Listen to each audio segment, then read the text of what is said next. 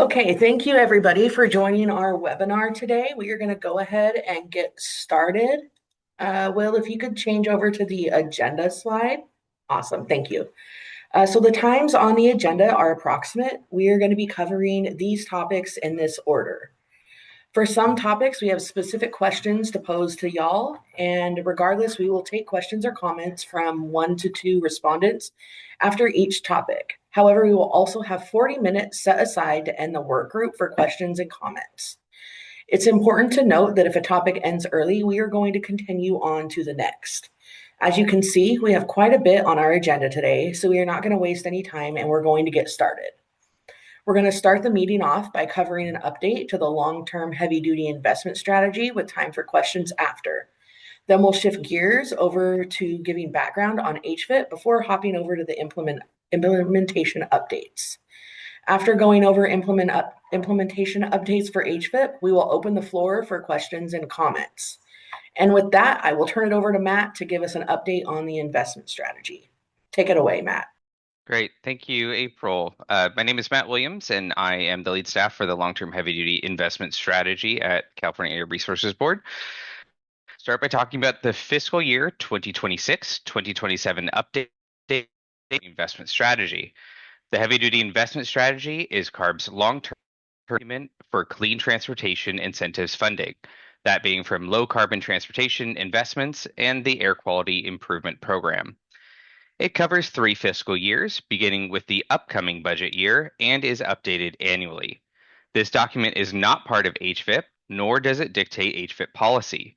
Instead, the strategy complements our annual funding plan with a long-term vision for how CARB can ensure the availability of emerging technologies and a prioritization of the types of projects and technology categories, both on and off-road, in greatest need of investment. Next slide. The strategy serves as a roadmap, showing how state incentives can help spark private sector investment and create partnerships necessary to support the acceleration of clean technology advancement and market deployment in the heavy-duty on- and off-road sectors. It identifies key priority areas for investment that will help maintain market momentum to reduce emissions from the heavy-duty space. Each year, the heavy-duty investment strategy document includes several key elements. This year's document will include an updated discussion of how our investments drive technology advancement and market adoption of clean heavy-duty technologies that will allow the state to meet its climate and air quality goals, updates on the current status of clean heavy-duty vehicle and equipment technologies and their respective markets, ways to report on the metrics of investment success, an updated 3-year set of recommendations for heavy-duty vehicle and off-road investments, the ways CARB is focusing investments on the communities and small businesses in greatest need of assistance, and an annual report on the progress we've made towards cleaning up the state's school bus fleet. Next slide. A principal product of the heavy-duty investment strategy, the 3-year investment priorities table details our recommendations for clean transportation incentives beginning next fiscal year and organized by the aims of our projects. Those being the demonstration of pre-commercial technology and scaled pilot deployments of early commercial technology, programs designed to accelerate broad market adoption, and equity projects helping small fleets and priority populations access the cleanest technology. The table is intended to show our top priorities and is not exhaustive of all the types of projects we would or intend to fund given sufficient resources. In the interest of space, we are unable to include everything, so even if something you'd expect to see isn't on the table, it doesn't mean that it's not a category of interest to CARB. With a new fiscal year now added to the table for fiscal year 2029-2030, staff has worked with internal experts and industry advisors to develop proposed project category priorities. We also made a couple updates to the fiscal year 27-28 and 28-29 columns from last year's document. Some priorities guiding this year's update include building market momentum with high volume deployments of zero emission medium and heavy duty trucks, ensuring equitable access to and disbursement of public funds, and narrowing pre-commercial project focus to demanding applications like ocean-going vessels and aviation. I'll give you some time to look over the table while I point out some highlights. The new third year is characterized by increasingly narrowed scope as more technologies advance in commercialization and we focus on demanding platforms, continued large volume commercial deployment, and equity. As with last year, we're using the AT abbreviation, which stands for Advanced Technology, before these most challenging applications to represent non-zero emission solutions. AT represents true stepping stones to zero emission in demanding applications, not just cleaner combustion, renewable fuels, or conventional hybrids. Zero emission, hydrogen, and off road ecosystem projects will continue progress on a variety of platforms, interconnected systems, and practices. Equity investments focused on equipment and fleet categories in need of enduring support, such as school and transit, as well as small business deployments of zero emission trucks and maritime equipment, figure prominently. We'd love to get your thoughts on our proposed fiscal year 29 and 2030 priorities and the other changes I mentioned, and I'll hand it over to Luis for Q&A.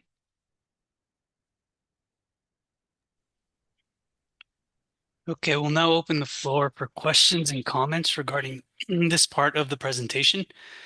To ask your question or make a comment using the Zoom desktop, click Raise Hand under the Participation tab. Using the Zoom mobile app, tap Raise Hand in the More tab, and by phone, press *2 to raise your hand. And I see we have a couple of hands up. Syed Ali, if you could please state your name and affiliation before your question or comment. We'll allow you to unmute here.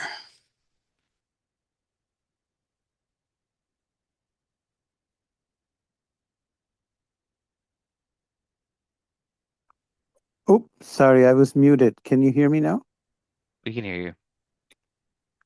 So my question was that if I'm creating a new company for electric trucking only, but the incentive says that you can only replace old trucks. So that seems kind of unfair if you want to open a brand new company that will only focus on electric Class 8 truck for drayage and other work in the state of California.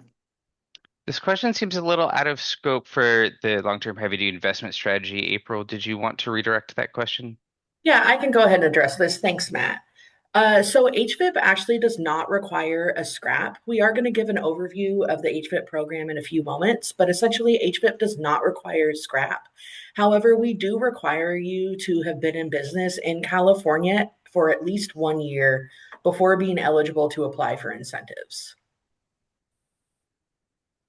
Okay, so for new companies don't qualify then. April, you're muted. Correct.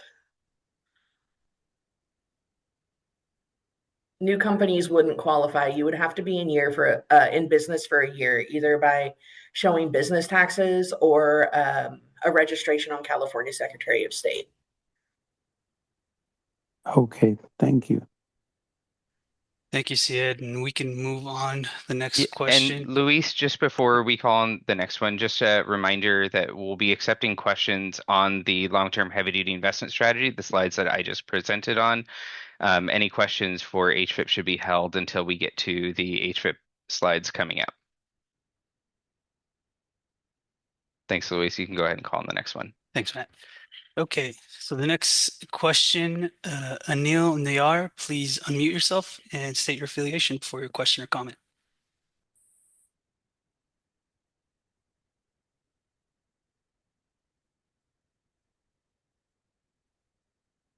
Hi, can you hear me? Yes, we can hear you. I own a small apiary, and we have a B truck, a flatbed 450, and I would love to go, like an EV, would something like this qualify for a fleet? It's agriculture related. It'll be used for other things on my almond farm as well. So there may be incentive programs that address your need. However, this section of the presentation was on the long-term heavy-duty investment strategy. So if you had questions or comments on the scope of that document or the types of technologies we raised to priorities for this fiscal year, we'd be happy to take those. But wouldn't that it is a fleet, or it is it is my only fleet to move. Wouldn't it be considered kind of in that same investment strategy, and maybe for other incentives or rebates or maybe a trade-in programs? The long-term heavy-duty investment strategy doesn't make any decisions about eligibility. That's up to the incentive programs themselves. Things like HVIP or core, what they do and don't cover, that's up to those programs. The long-term heavy-duty investment strategy merely lays out a long-term vision for the types of investments that we think are of a priority for CARB to make to maintain momentum in bringing emerging technologies to market and establish them. Okay. You'll probably get answers that you're later on in the webinar. Okay, sounds good. Thank you. You're welcome. Okay, the next question.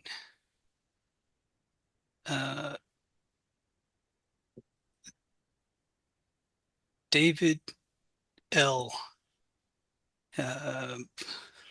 Opened your line, and please state your affiliation before you make your question or comment.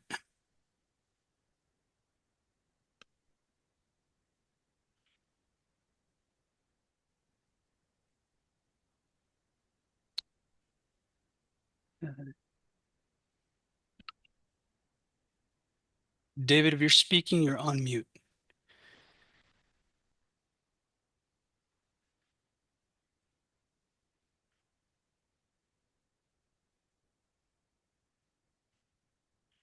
Okay, we'll come back to David. Let's move on to the next question. Anakin Essien, I've opened up your line. Please state your affiliation before you make your question or comment.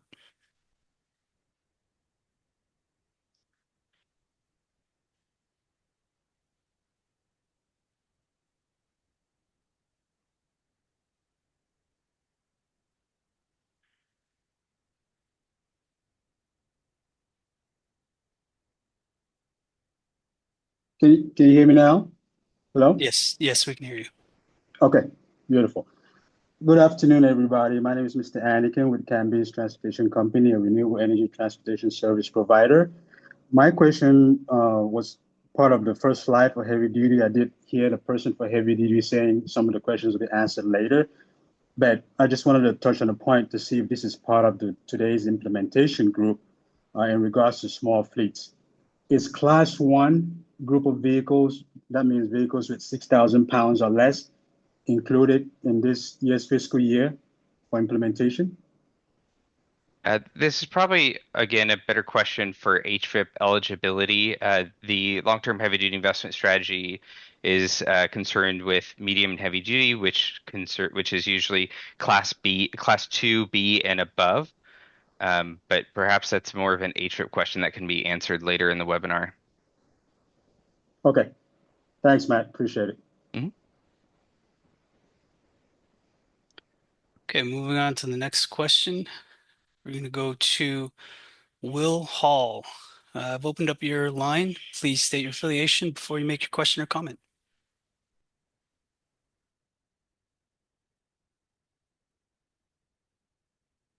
There we go.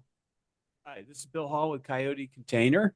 My question, Matt, is regarding hydrogen infrastructure and pricing for hydrogen fuel.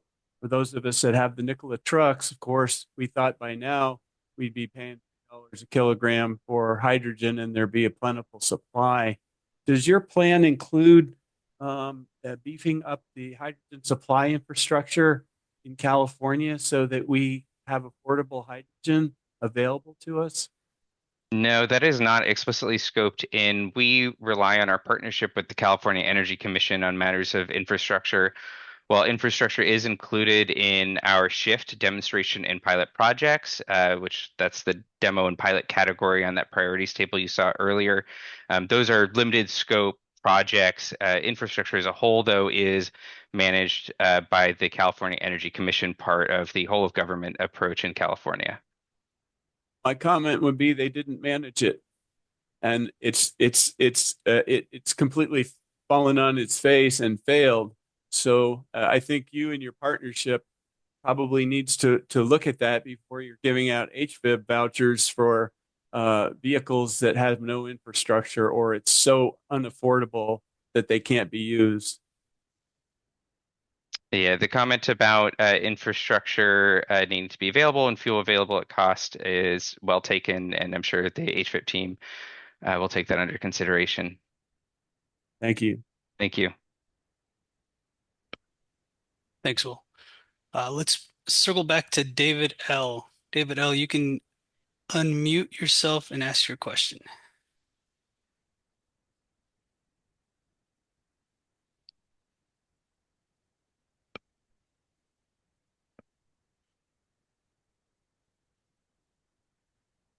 Okay, we'll circle back. Let's move on to Jacqueline Moore.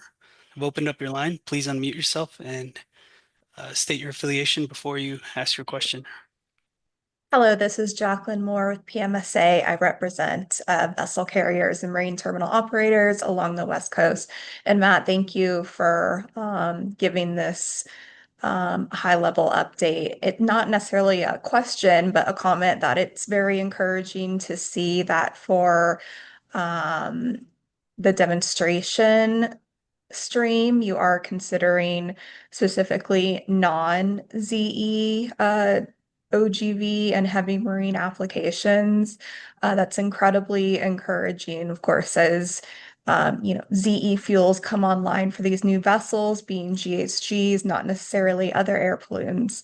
It's encouraging to see that CARB is recognizing this and considering some other applications and technologies that may be well ripe for the maritime industry. So very encouraging and looking forward to hearing what CARB is thinking along this stream. And I think I'll reach out to you. I would love to chat a little bit more about this offline to hear about what you're considering or even sharing kind of what the greater maritime industry is interested as well. So thank you. This was an encouraging update. Thank you, Matt. Yeah, please do reach out, and thank you for the recognition and affirmation.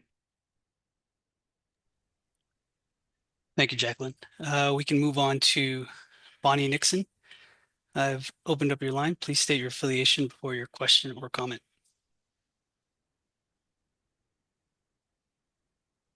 Hi, thank you so much. It's good to hear Jacqueline just now. I'm Bonnie Nixon. I'm with Long Beach Container Terminal at the Port of Long Beach.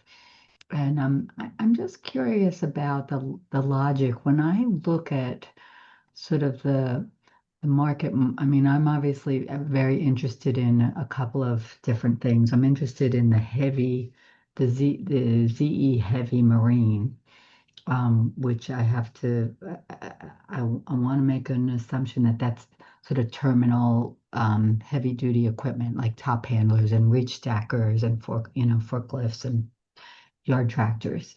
So first question would be, am I correct in assuming that heavy marine is that? No, it's actually supposed to be more just heavier on water cycles. Cargo handling is the term we generally use to describe that, but I'm glad you asked. We have to, in the interest of space, we get creative with terminology in there to try to catch as many things in one small net as possible. So no, the zero emission, that heavy marine, if we label marine on there, we're talking about things actually on the water. You'll see things that are like cargo handling equipment, and that would be the reach stackers and top picks and things that you're thinking of. So I understand that's it, but then I don't see it anywhere on here. So should it be in there? Yeah, so you'll see, let's see, I think that we have it, just because it's not on there doesn't mean that it's not a category of interest to CARB. I give a brief introduction there. Again, in the interest of space, we're only elevating the very top priorities. And actually, not seeing something on there can be a good sign that we see that as a technology that is building a lot of momentum on its own, has a lot of interest. Doesn't mean that it's not eligible for CARB investments or not something or something that we wouldn't be funding through our incentive programs, but more that it just didn't rise to the neediest category of technologies. Okay, well, I guess then my comment would be that obviously we're still in the very early stages. While I believe a lot of us have been doing demos and pilots, we're still not entirely proven on the duty cycles and things like that. We're all quite nervous, as we're transitioning over as to whether the batteries and the duty cycles and the actual equipment is going to make it. So I think we're somewhere in between demos and pilots and market momentum. I don't think we're at full market momentum by any stretch. And I do very strongly believe that this should be one of the meatiest for the reason that you've got your two most severe non-attainment zones in the country, not just the state, are, Bakersfield and the port complex, and if we're going to address the port complex, then we need to be providing more incentives. What I'm concerned about is, that as we start to make these investments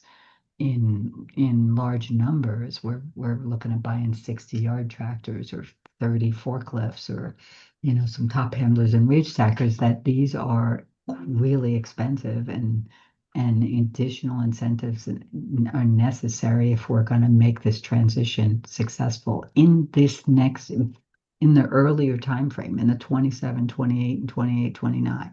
So I like going out past 30 is not going to help us with the Clean Air Action Plan. So that's a strong comment. And then I would also just like to say that to the extent that you can help us understand, like, and whether it's when we see things like school buses or lighter duty vehicles, we also have all of those things. We have man lifts, we have school buses that are transitioned over to help to drive our longshoremen around the terminals and things like that. And I'm still trying to figure out, would those get covered? I mean, that they're operating all day long, driving back and forth on all the brakes and all of that, and they're diesel today, so change it, seeing if there's incentives to help on those. I can't, it's hard for me to understand whether that exists. Thank you very much, Bonnie. I think a lot of those questions can be geared towards the core staff here at CARB, and we can provide that email towards the end of the presentation. We have time for one more question, and then we have to move on. If we didn't get to your question, we can pose it at the end, or there's also the Clean Transportation's inbox that it can be emailed to. So we're going to move on to Mike Macias. I've opened up your line. Please state your affiliation before your question or your comment. Hi, Luis, and hi, Matt. My name is Mike Macias with TCI, and I represent TCI and our customers on the leasing end. And I wanted to kind of touch on the roadmap here for the market momentum on that sector. I don't see it on there, but the core part of our business, our customers land just outside of being small. So we're talking about 20, 21 plus to maybe, the core thing under 40 trucks. So they get a little bit left behind in being able to make things pencil out to cost parity to diesel. And currently with the lack of teeth and regulation, it puts them in a spot where, they things need to make sense financially. Being that said, is that a focus in here somewhere where we can, for the non-drayage fleets, which is a big sector out there, where there'll be some kind of, inclusion for that niche of trucks. Again, I would call them medium, not large. The large can definitely afford, the higher prices, even without the incentives, but it's that core just over 20 trucks. Where, I don't know if there's any focus or emphasis into your guys' roadmap. Those fleets of that size would remain eligible. I believe for HVIP, again, I would defer to the HVIP team and their eligibility criteria. The heavy duty investment strategy does not make a specific carve out. Again, it's worth noting that the heavy duty investment strategy is more of a vision document. It doesn't prescribe any policy for our investment programs themselves, merely elevating the very top priorities and the types of projects that we think would be the most impactful in driving the market forward. Got it. I just wanted to make that clarification and statement comment. Yeah, no problem. Thank you, Mike. Thank you. Thanks, Mike. And that's all the time that we have for the Q&A here. We're going to move on. If you have any questions, there's going to be a time at the end of the presentation for open questions and comments. Thank you. All right, so we're going to go ahead and get started on HVIP. I know everybody has been waiting patiently, so we thank you very much for that. You can go ahead and go to the next slide, Will. All right, so before we get started on the details of HVIP implementation, I want to set the stage with HVIP's guiding principles. HVIP aims to accelerate market transformation for the cleanest advanced technologies, in this case, zero emission. We also aim to support the goals and CARB's long-term heavy-duty investment strategy that Matt just spoke about, and CARB's regulations. We also aim to keep program requirements simple and equitable in order to maintain a fleet-friendly process that does not become burdensome to the applicant, while simultaneously allowing purchasers to make the purchase decision that best fits their business with the goal of avoiding market disruptions. Lastly, once a technology class is commercially established, it's graduated from HVIP. CARB launched HVIP in 2009 with the goal to accelerate the adoption of cleaner commercial vehicles. Over the past approximately 17 years, 12,000 clean vehicles have been deployed across more than 2,000 fleets as a result of over $1 billion worth of voucher redemptions. HVIP is the cornerstone of advanced technology incentives for commercial, medium, and heavy-duty vehicles, providing funding to support long-term transition to ZEVs to achieve substantial GHG reductions and help meet health-based ambient air quality standards. Investments made through HVIP provide both broad purchase incentives for fleets and more targeted measures to address air quality needs in California's priority populations. Thanks so much. I'm going to go ahead and pass this over to Tom Brotherton, Senior Director at CalSTART, the current HVIP administrator, to give an overview of the program participation over the past year. Take us away, Tom. Thank you, April. Good morning or good afternoon, everybody. My name is Tom Brotherton with CalSTART, and I'm going to be showing about 5 slides, really going over the statistics of HVIP. And we're going to start with when HVIP reopened, which was on September 9th of 2025 with some new funding. So for perspective, standard HVIP had been closed for about 10 months preceding that time.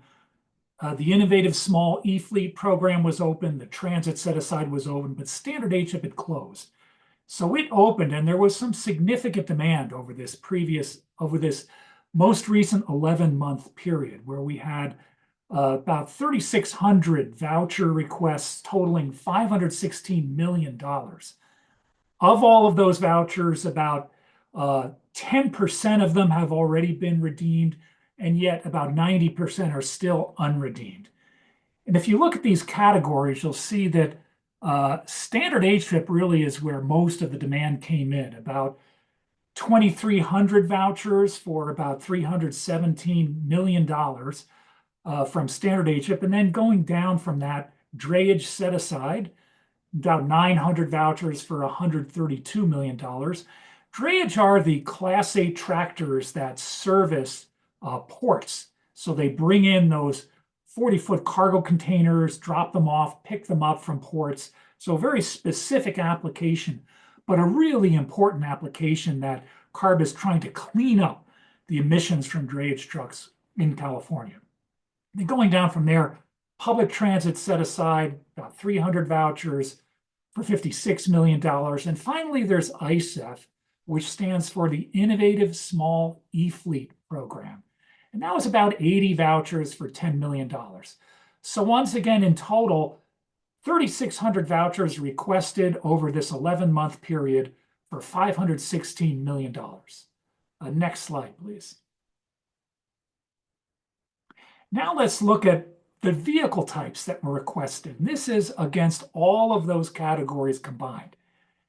Heavy duty truck really stood out. So that's 1,600 vouchers for $237 million. To put that in perspective, those numbers of 1,600 trucks over this 11-month period is about twice the number of vouchers that were requested over the first 6 years that battery electric trucks, heavy duty trucks, have been in HVIP.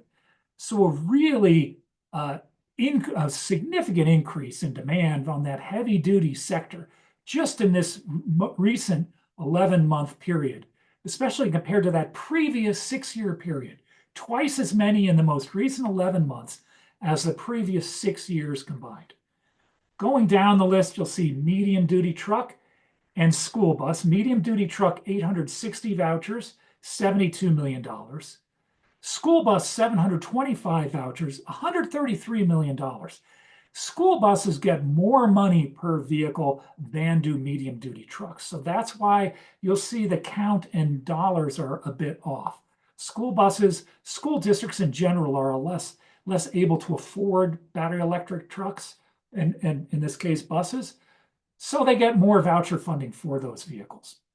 Transit buses, 333 transit buses, $59 million. Then there's a bit of a significant drop off to the remaining categories of refuse truck, medium duty step van, cargo van, and shuttle bus, all of which are $6 million down to several $100,000. Next slide, please. Okay, looking at weight classes, once again, you'll see it really is skewed down to the Class 8. That's where all those heavy duty trucks, as well as buses, almost all of those transit buses are up in Class 8 as well. So out of those 3,600 vouchers, 2,300 of those are in Class 8. And then if you look farther down the list, you'll see Class 6, pretty significant demand at 476, and then Class 5 at 248. So once again, Class 8 is really dominating this most recent 11-month period, followed by Classes 6 and Class 5. Next slide, please. So let's look at the OEMs. Once again, this is all of those set-asides combined, so the full $535 million. Tesla is at the top with about 40% of all the vouchers requested in HVIP and about 42% of the funding. Going down from there, you'll see BYD, Harbinger, General Motors, Bluebird, some school bus companies now, IC Bus, Gillig, and New Flyer, both transit bus, and Workhorse and Ford. And finally, all others. So those top 10 are really account for 80% of all the vouchers. And then all of the other manufacturers are about 19% of all the other vouchers. Let's go to one more slide. So this is looking at standard HVIP alone. And with standard HVIP alone, once again, Tesla is at the top, but at a slightly smaller fraction. So about a quarter of all of the vouchers requested are from fleets requesting Tesla trucks. That's 586 vouchers out of standard HVIP. And you'll see some of the same companies that we saw in the previous slide. So once again, BYD, who has a combination of truck, transit bus, and school bus. Harbinger, who's a truck company. Bluebird school bus, General Motors truck, IC school bus, Workhorse truck, Isuzu truck, Microbird school bus, and Ryzen truck. And then similar to that last slide, all the others represent about 19%. So this top 10 are 80% of all the vouchers requested. So we really do have a somewhat weighted scale here with the top manufacturers accounting for a good fraction of the vouchers requested. And I think at the end of this section, we'll take We'll have some time for more questions if you have them on these statistics. April? Thanks so much, Tom. That was a great overview. So now on the screen is a reflection of the funding that is currently available.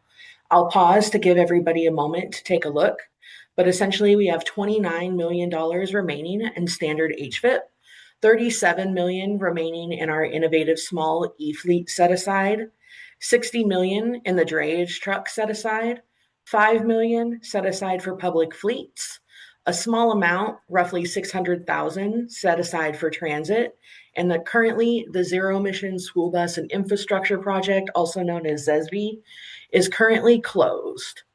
This year, the legislature allocated an additional $135.5 million to HVIP. Next slide, please. As I just mentioned, the legislature allocated $135.5 million to HVIP this fiscal year. Staff have considered the current levels of available funding, the market conditions, industry need, and regulatory factors, and we're anticipating allocating $15 million to the Zero Emission School Bus and Infrastructure Project, also known as ZESB. We also anticipate an additional $40.5 million being allocated to the transit bus set aside, and that will leave the remaining $80 million allocated to standard HVIP. So I think we can go ahead and open it up for questions or comments on this section, either the overview that Tom gave or these allocations. I'll pass it over to you, Matt, to take any questions or comments we may have. Sure thing. Thank you, April and Tom. We'll now open the floor for questions or comments regarding this portion of the presentation. If you'd like to ask a question or make a comment, please click the raise hand button. If you're on the Zoom desktop app, that'll be under the participants tab. And if you're on mobile, that'll be under the more tab. And if you're on the phone, please press *2 to raise your hand. I'll start calling on people. When I do, please make sure to unmute your line and state your name and affiliation, if any. We will start with Robert McKillaton. I will unmute your line. You may need to unmute yourself, and please correct me on the pronunciation of your last name.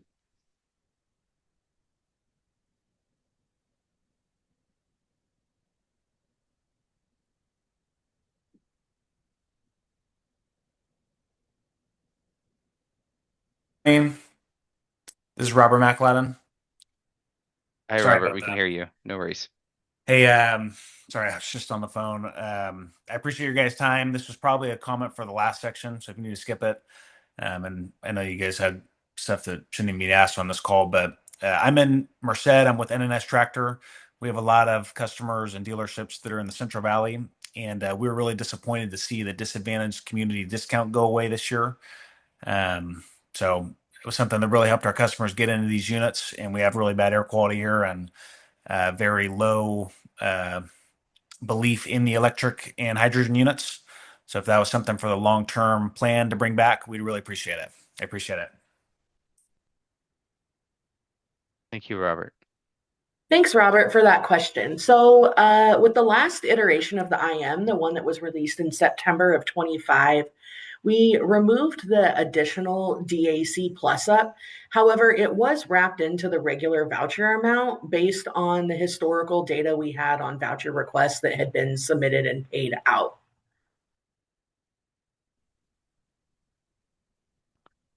Next, we have Dory Chandler. Dory, if you can unmute yourself and begin, please remember to state your name and affiliation, if any. All right, thanks, Matt. Can you hear me? We can. Wonderful. Good afternoon. My name is Dory Chandler. I'm a policy advocate with the Coalition for Clean Air. And in collaboration with our partner, the World Resources Institute, we wanted to express our support for the 15 million ZESB amount for electric school buses. However, this is about half of what has been received proportionately through HVIP in the past. In 2025, ESBs received about 23% of available funding through standard HVIP, and this year it's only 11%. If the equivalent amount were to be received, that would be 31 million this year. ZESB is a holistic program, including charging infrastructure and vehicles, and the public health savings of up to 156 million annually, the district fiscal resilience that school districts, we're seeing a whole bunch in lifetime fuel savings, and school districts are benefiting from expanded energy security with electric school bus vehicle to grid projects. They're just some of the positives we're seeing with ESBs.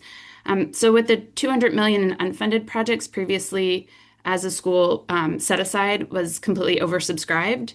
And since schools have the 2035 mandate to transition, current incentives are extremely important. We would like to see any unallocated or unused funding to be used by ZESB given the demand. And just had a couple of clarifying questions. We're curious about the change in, and I know this is in the next section, so perhaps you'll answer this question for us then, but just curious about the change in the voucher amounts to 50. Who are the folks that are maxing out on the voucher numbers? Why are some of the projects not moving forward? And can you also share clarification, are redeemed contracts those that are signed contracts or when a vehicle is handed over? So just the timeline for that. Thank you so much. Appreciate it. Thanks, Dory, for your comment. We will definitely take the feedback to the ZESB team that you support this proposal, but that you think it should be more. Regarding the caps, I think there's a little bit of confusion that we will be able to clear up when we get to the next slide. But essentially, the next slide is referring to voucher caps, which is the number of in-flight vouchers an entity can have, not necessarily limiting the number of vehicles they can obtain through HVIP.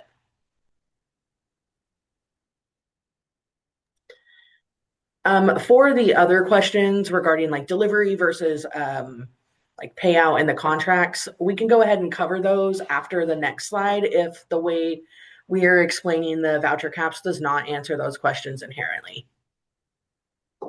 Sounds great. Thank you.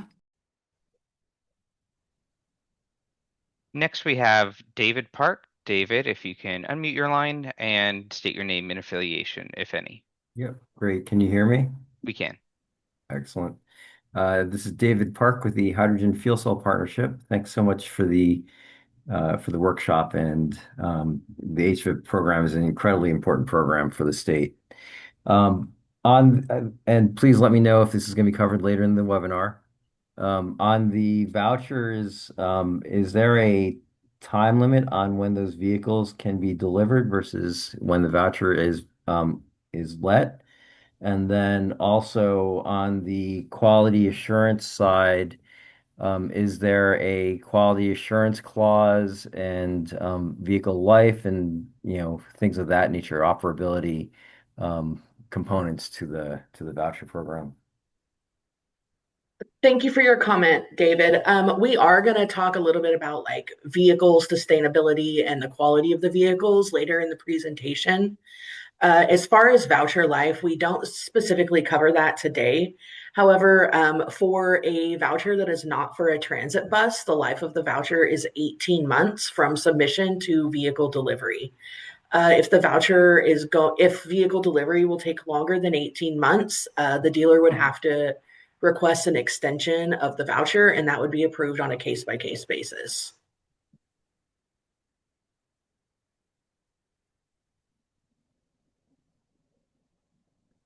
And for our final comment, I know that there are a lot of people with raised hands, but we have a lot of material left to go through, so we'll just take one more.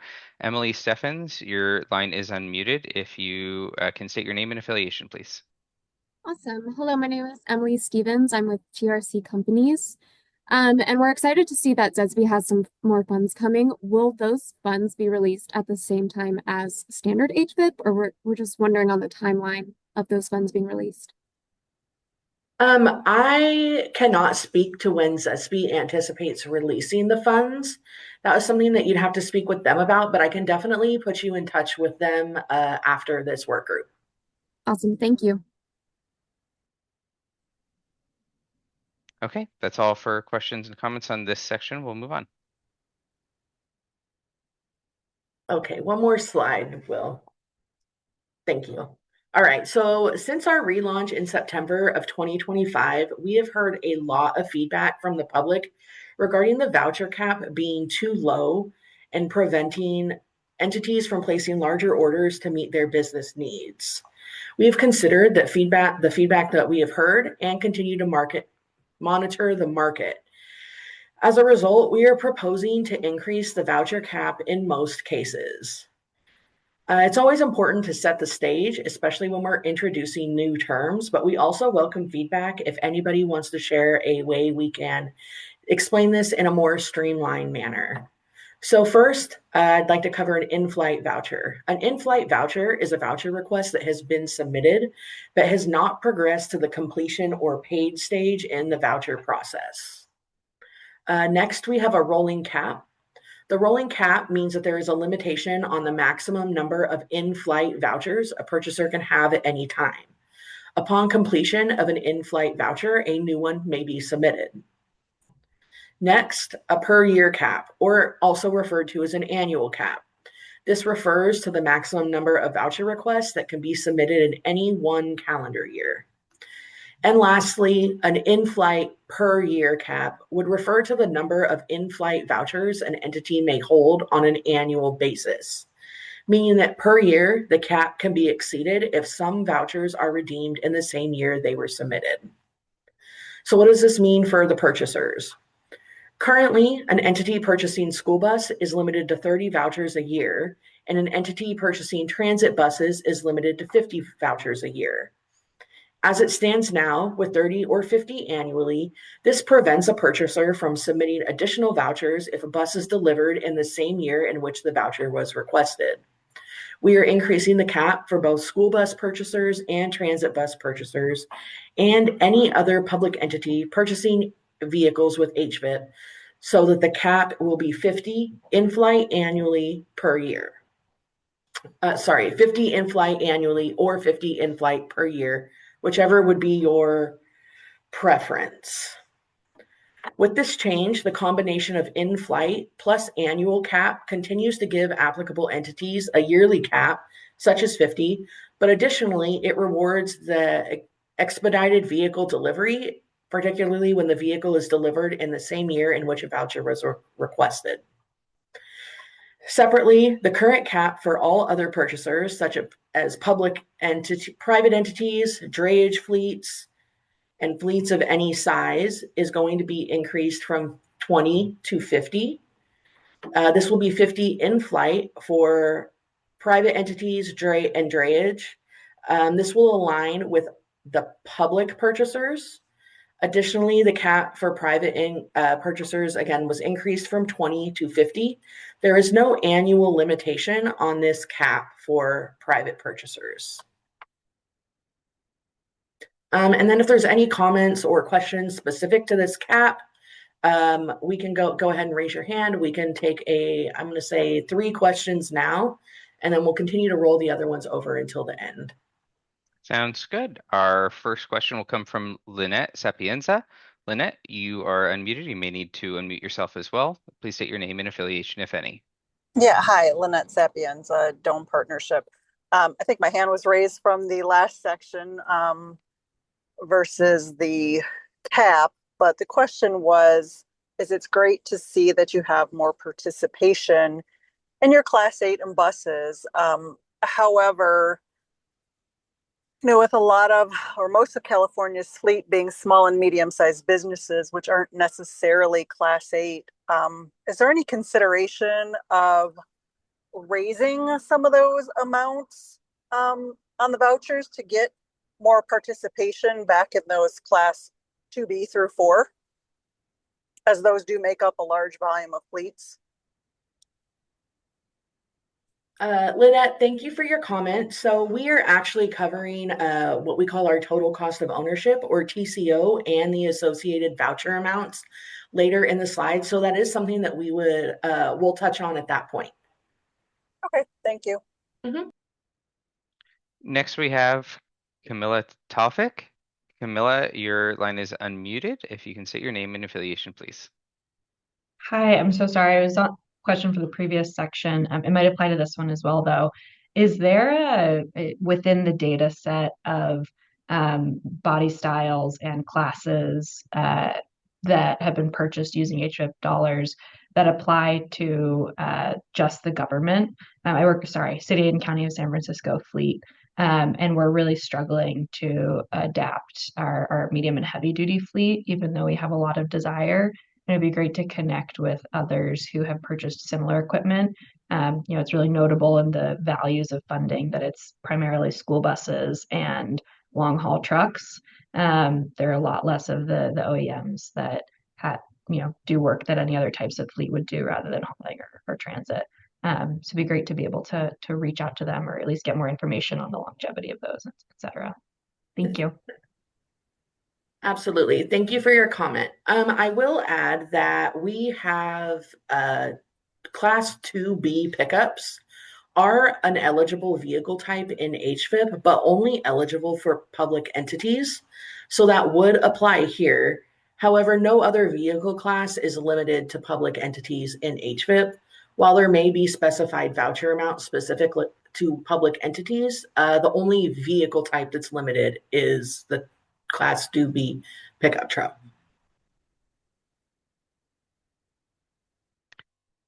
Okay, and our final question for this section will come from Ronaldo Milo. Ronaldo, your line is unmuted. If you can please state your name and affiliation, if any.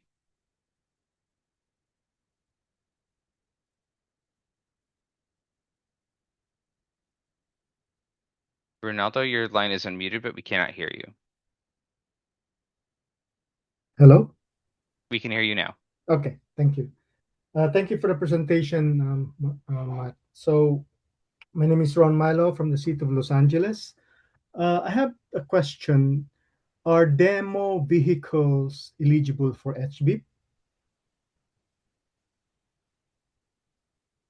Hello? Yes, we're here. We can hear you. Thank you for your comment. Vehicles that are still in demonstration phase, as far as like they're in the research and development, are often not included in HVIP. Vehicles that are eligible for HVIP need to have executive orders and be included in our catalog. However, later in our presentation, we are going to talk about vouchers for demonstration vehicles. The context for that is vouchers for dealerships so that they can obtain vehicles to have on their lot ready for demonstration to potential purchasers. Okay. Thank you so much for the info. Thank you for the. And just to add more color, I know that there are a couple different definitions of demo or demonstration vehicle. In this context, April talked about a vehicle for the purpose, a commercial product for the purpose of demonstrating it to potential customers, which will be discussed later. In the context of a vehicle that is a pre-commercial technology, however, we have a separate incentive program called SHIFT, Sustainable Heavy Duty Initiatives for Future Technology. That is not a topic of this work group, but the SHIFT program does allow the funding of pre-commercial and early commercial technologies. You can visit californiashift.org for more information about that. That concludes our question and answer for this section, and we will continue on. Thank you, Matt. I am going to be taking over for a little bit to talk about a couple different subjects today on HVIP as well. The first one's going to be the bulk fleet purchase pathway. We can go to the next slide. So this is going to be a new proposal that we're introducing for this IM. The goal of this proposal is to build a streamlined process for large-scale deployments of ZEV trucks. So this is a proposal that would establish a formal framework for HVIP-approved dealers and OEMs to propose and facilitate large-scale fleet electrification projects. These projects could be processed through an expedited pathway under HVIP with an iterative case-by-case review process. That case-by-case approach is intentional. Large fleet deployments don't come in one shape or size, and we want to have the flexibility to work through each project specifics while still moving quickly. And you can kind of see some of the general guidelines here that we're looking for in these types of proposals. Well, we can go to the next slide. As we kind of look at what would constitute a basic eligibility for a proposal, we're looking for each transaction to include a minimum of 100 vehicles with delivery completed within 12 months of agreement execution is the goal. The purchasing fleet or fleets must be HVIP eligible. Proposals must also deliver real savings to the program. So if the end user is a small business fleet, as defined, defined in the implementation manual, the proposal must reduce the voucher amount by at least 25% per vehicle. For large fleets, that reduction must be at least 50%. So that's for the end user fleets. So depending on who's making the proposal. And finally, CARB reviews and approves each proposal on a case-by-case basis. So every project gets individual scrutiny and before moving forward. And we can go to the last slide on this section.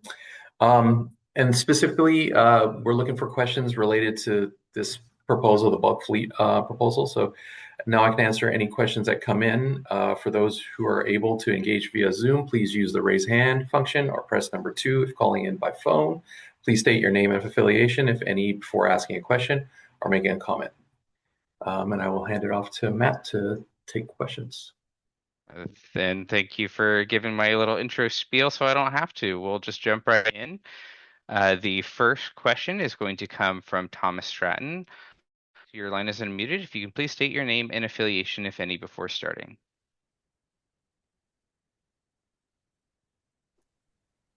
Hi there. Yes, Thomas Stratton here, Foggy Bottoms Boys and Jersey Scoops. Also representing North Coast Growers Association. Comment was a previous section about the double incentive. I did hear the answer about including the data into additional costs from other examples of purchases, but it doesn't pencil out for us with the Class 2B in the same way of up to 90% that we had previously received. So I just also encourage that disadvantaged community incentive to be reinstated. Thank you. Just to clarify again, once again, the disadvantaged community incentive was not eliminated or taken away from any voucher amounts. It was actually incorporated in the voucher amounts. So that amount hasn't changed the voucher amounts. But overall, we are looking at TCO analysis, and there's another section coming up later in this webinar to go over our proposals there, and we welcome any comments at that point. Great, thank you so much. It just doesn't pencil out the same way when working with a dealer, so I'm not sure what the difference is, but I appreciate that.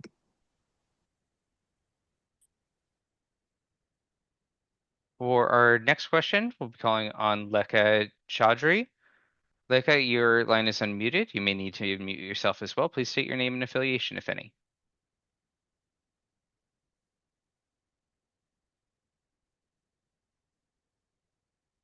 Your line is unmuted, but we cannot hear you at this time.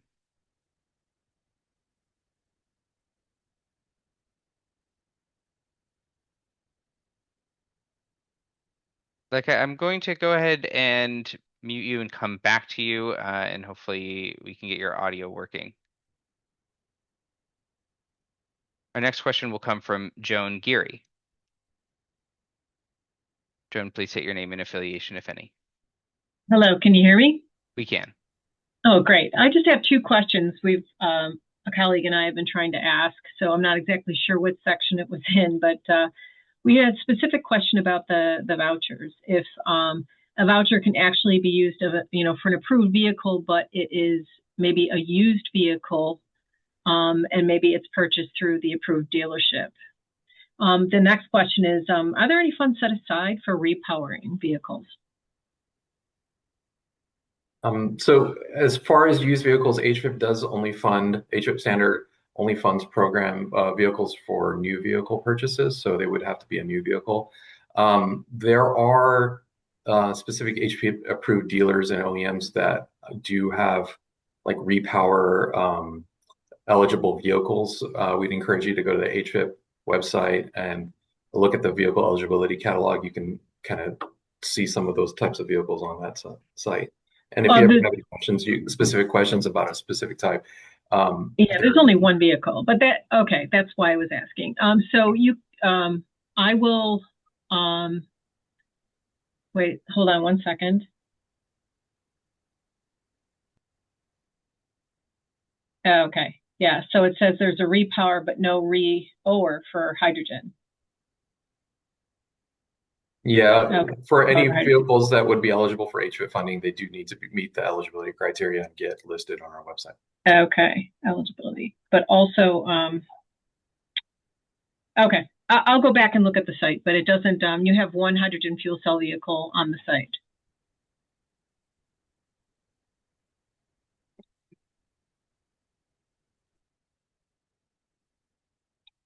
For our next question, we will go to Adam Browning. Adam, your line is open. You may need to unmute yourself. Please state your name and affiliation, if any. Hey, thanks. Adam Browning with Forum Mobility. Ender, April, Matt, all you guys appreciate the innovation, trying to think of some new pathways here. I guess, I have a couple of questions and one question from the previous pathway. First, this one, you're also allowing on this bulk purchase for the small fleets at reduced percentage off on the incentive levels. Small fleets are eligible for that 330.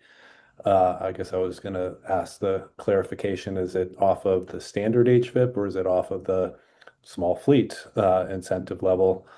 And then I just also, that jump from a small fleet at 20 trucks to running 100 trucks is a large jump. And I guess I would just also encourage that appropriate evaluation measures are made to ensure that that is something that small fleets can handle. We support a lot of them. They're awesome. And growth can be challenging at certain times. The other question that I had was back on the previous one, and if you could also, in terms of the in-flight vouchers, would that be added? If you currently have vouchers, would this new policy apply to you right now, or would it be only sort of forward-looking as well? And just again, a clear definition on like what constitutes redeemed so that we know exactly when that cuts off. Yes, for the fleet cap, I can, so if you had 20, you can go ahead and get to 30, right? So that I think that answers that question. And redeemed, we are looking for delivery and redemption of the voucher, right? So that process is actually completed. So that's kind of be the definition there.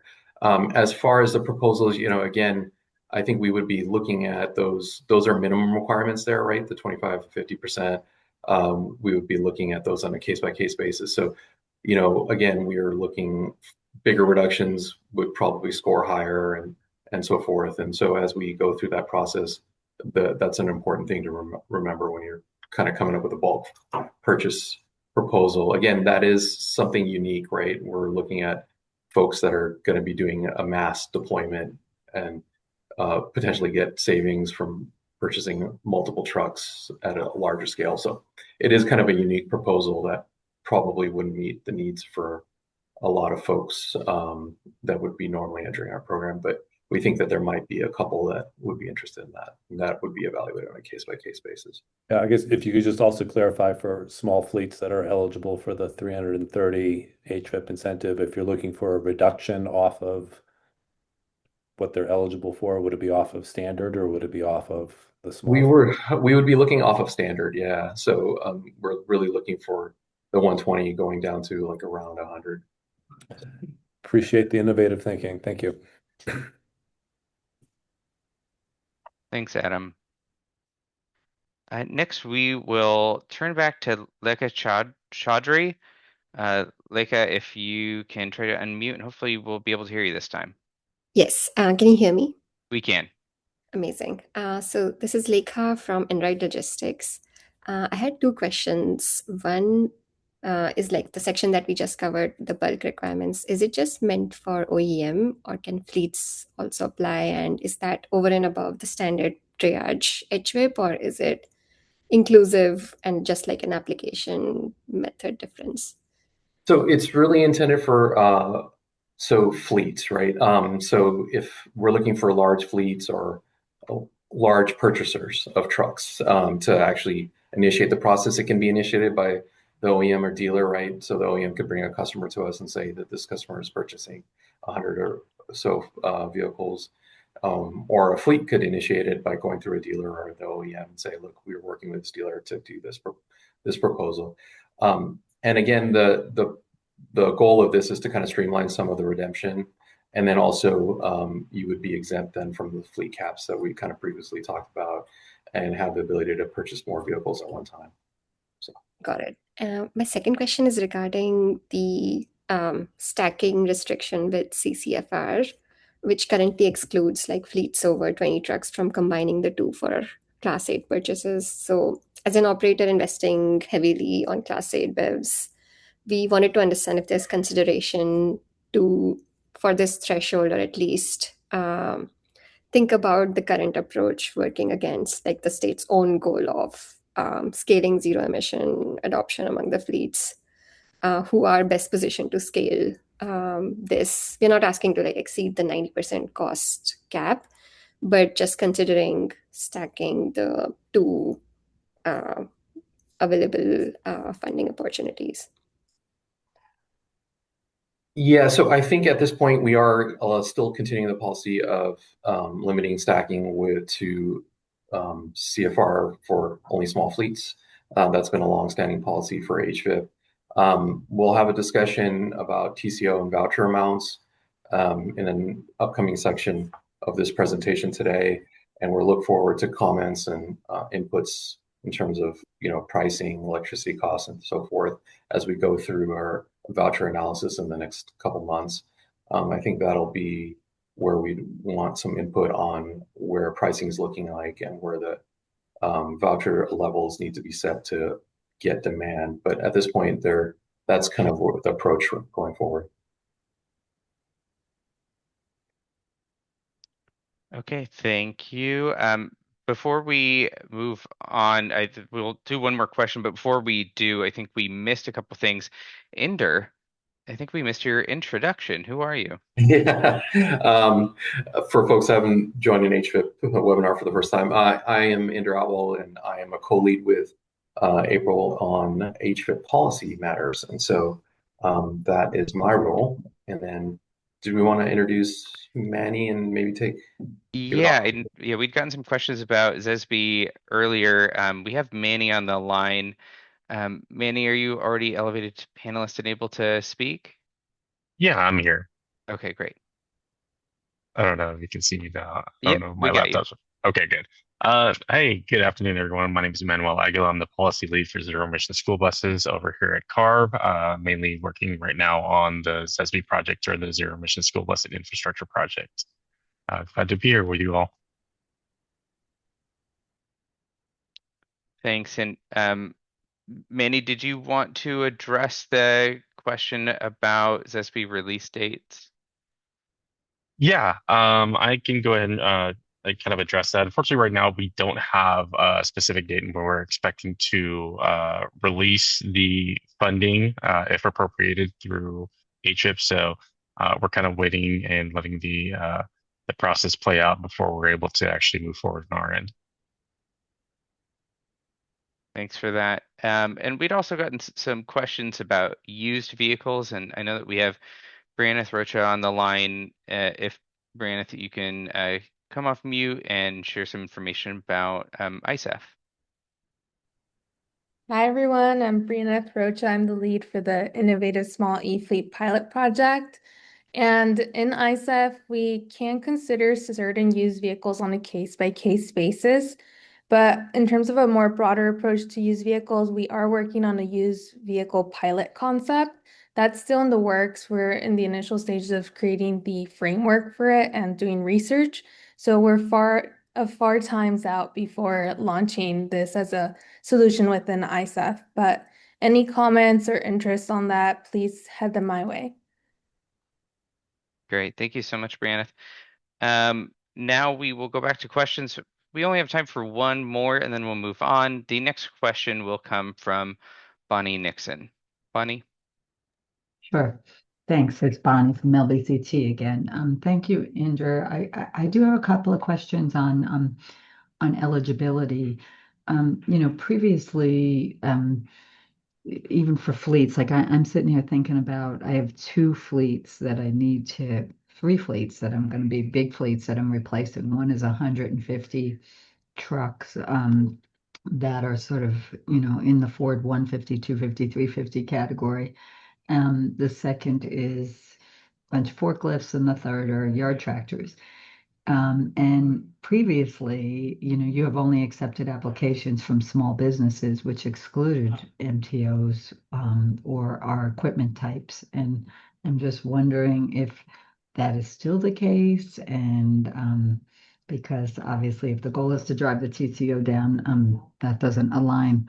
So I'm really trying to understand the eligibility of like these three fleets and the potential to have a big impact on them. Yeah, so HVIP, which is the program that April and I are kind of the policy leads for, is primarily focused on heavy duty trucks. There are other programs that focus on some of the other vehicle types that you mentioned in there, such as core and other incentive programs that focus on more of an off-road application, and then there's some light duty programs for some of the lower classes that go into under the threshold of heavy duty weight classes. So, for our eligibility, we do primarily focus on commercial heavy duty trucks. And so that's kind of the primary focus of our program. Okay, so then it's a broader comment. I mean, so I can't see where it fits since it just seems like we've been excluded somehow. So. And to that point, I think there is core funding going to be available this year, and that program can support some of the operational fleets that you mentioned in your comment. So I would definitely look into that program. Okay, thanks.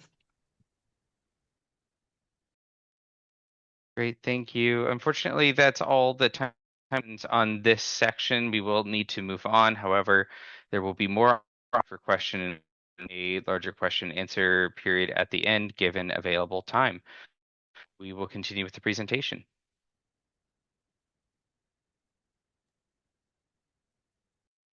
Thanks so much, Matt. So now we're going to talk a little bit about our demo vehicle appendices. We've heard quite a bit of feedback from dealers on how this appendix could be updated to better serve dealers and ultimately potential purchasers. So just to set the stage, this is focused on providing dealers vouchers in order to obtain trucks at a reduced price, not necessarily funding for vehicles in the demonstration phase. The purpose of the update to the demo vehicle appendix is to allow for dealers to submit vouchers to obtain vehicles so that they may have vehicles on the lot ready to demonstrate functionality to potential purchasers, provide loaner vehicles to previous HVIP purchasers, or to utilize these vehicles for test drives. The goal and anticipated outcomes of this change is to help the HVIP buying experience resemble the diesel vehicle buying experience by allowing dealers to have vehicles available for test drive and immediate sale so that they're able to provide reassurances to potential purchasers that they will have a comparable loaner vehicle if an issue does arise with the HVIP funded vehicle. So who can apply to obtain these vouchers? HVIP approved dealers based in California and are eligible. Out-of-state dealers are not eligible. The intent is to have vehicles on the lot for California purchasers to see and try out. The dealer applying for the voucher must have the manufacturer's authority to sell the vehicle being requested, and the vehicle must be a new HVIP eligible vehicle. Dealers based outside of California are not eligible to submit vouchers for demonstration vehicles. Vehicle manufacturers or OEMs are also not eligible, as this could lead to HVIP funding vehicles that are used for research and development, which is outside the scope of our program.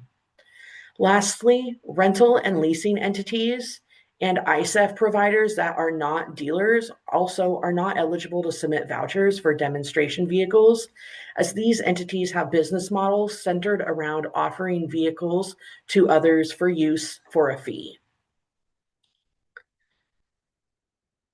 Dealers will be limited to a maximum of 10 demonstration vouchers over a rolling 12-month period, meaning if a vehicle is sold to a purchaser within the first 12 months of delivery to the dealer may request another demo voucher. Additionally, dealers are limited to a maximum of 2 demonstration vouchers per vehicle or per vehicle model. This will allow dealers to have 2 vehicles in up to 5 models. The demonstration vouchers are not eligible for enhancements or stacking of any kind with any source. Vehicles obtained with demonstration vouchers are also not eligible for secondary vouchers upon resale. Lastly, no extensions will be granted for demonstration vouchers, as these vouchers will have expedited processing within the VPC, so the vehicle would be expected to be delivered within 18 months.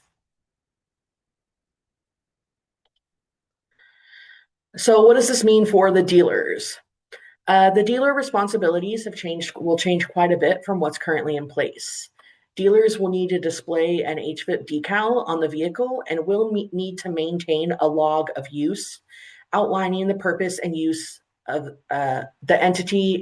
outlining the purpose of use and the entity that used the vehicle. The log will be required to be submitted quarterly after each quarter concludes. Most importantly, dealers are not required to maintain ownership of this vehicle for 3 years. Yes, CARB really just said dealers are not required to maintain ownership for 3 years. The dealer is also not required to obtain pre-approval from CARB to sell the demonstration vehicle. We really are trying to emulate the diesel buying experience. However, dealers must report the sale to CARB within 14 days, and the dealer must ensure the buyer has an eligible business operating in California. The buyer also cannot be under common ownership or control with the dealer, and they must agree to the HVIP terms and conditions. The dealer will need to provide an invoice to CARB for the resale of the vehicle, and the invoice will need to show that the original voucher amount was passed down to the customer. Additionally, the base vehicle price when resold cannot exceed the base price when the dealer purchased the vehicle from the manufacturer. Lastly, failure to meet any of these requirements may result in exclusion from future program participation.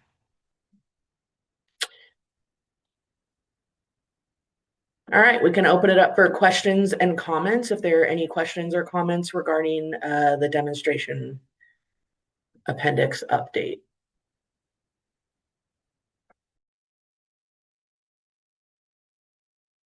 I think you're talking, but you're muted, Matt. Yes. Better now? Okay. Yes. I know we're all new here. As a reminder, to ask a question or make a comment, you can use the raise hand feature on Zoom. If you're on desktop, that will be under the participants tab. If you're using Zoom on mobile, that will be in the more tab. And if you're on the phone, you can press *2 or *9 to raise your hand. So the first question will come from Lisa McGee. Lisa, you are unmuted. You may need to unmute yourself. Please state your name and affiliation before starting your question or comment. Hi, April and Matt. Thank you. It's Lisa McGee, Tom's Truck Center, and we're a commercial truck dealership.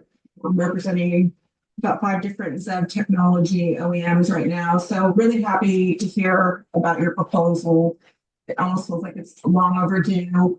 Highly supported. This is something that we've been anticipating for a long time, and I know you guys have had some provisions within the implementation manual, but it just didn't meet some of the requirements I think that maybe you guys imagined. So this really does satisfy the process and allows us to maybe move the needle a little bit more with an experience in the seat, helping the customers understand the technology. What I really think this is going to also do is provide much more equity towards the small fleets, right? The technology is a risk still without experiences. And I think this kind of moves that needle in a way.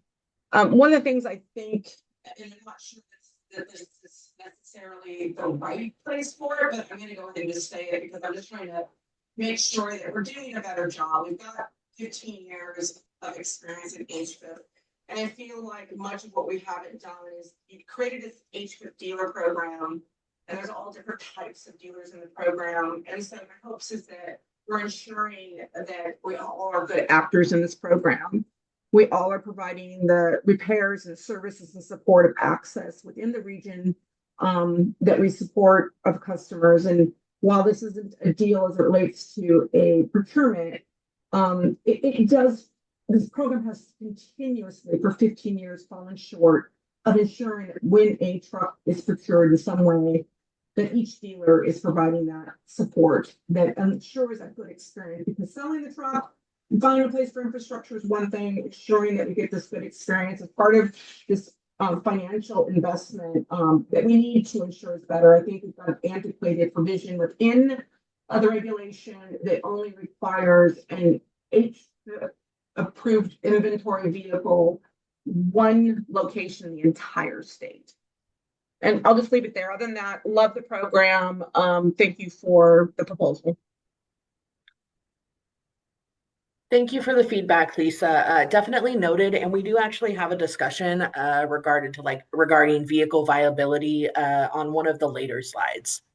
Okay. Thank you. Our next question will come from Claire Bachman. Claire, your line is unmuted. Please state your name and affiliation, if any. Hi, this is Claire Bachman. I'm with Exos. We're a dealer and OEM through HVIP.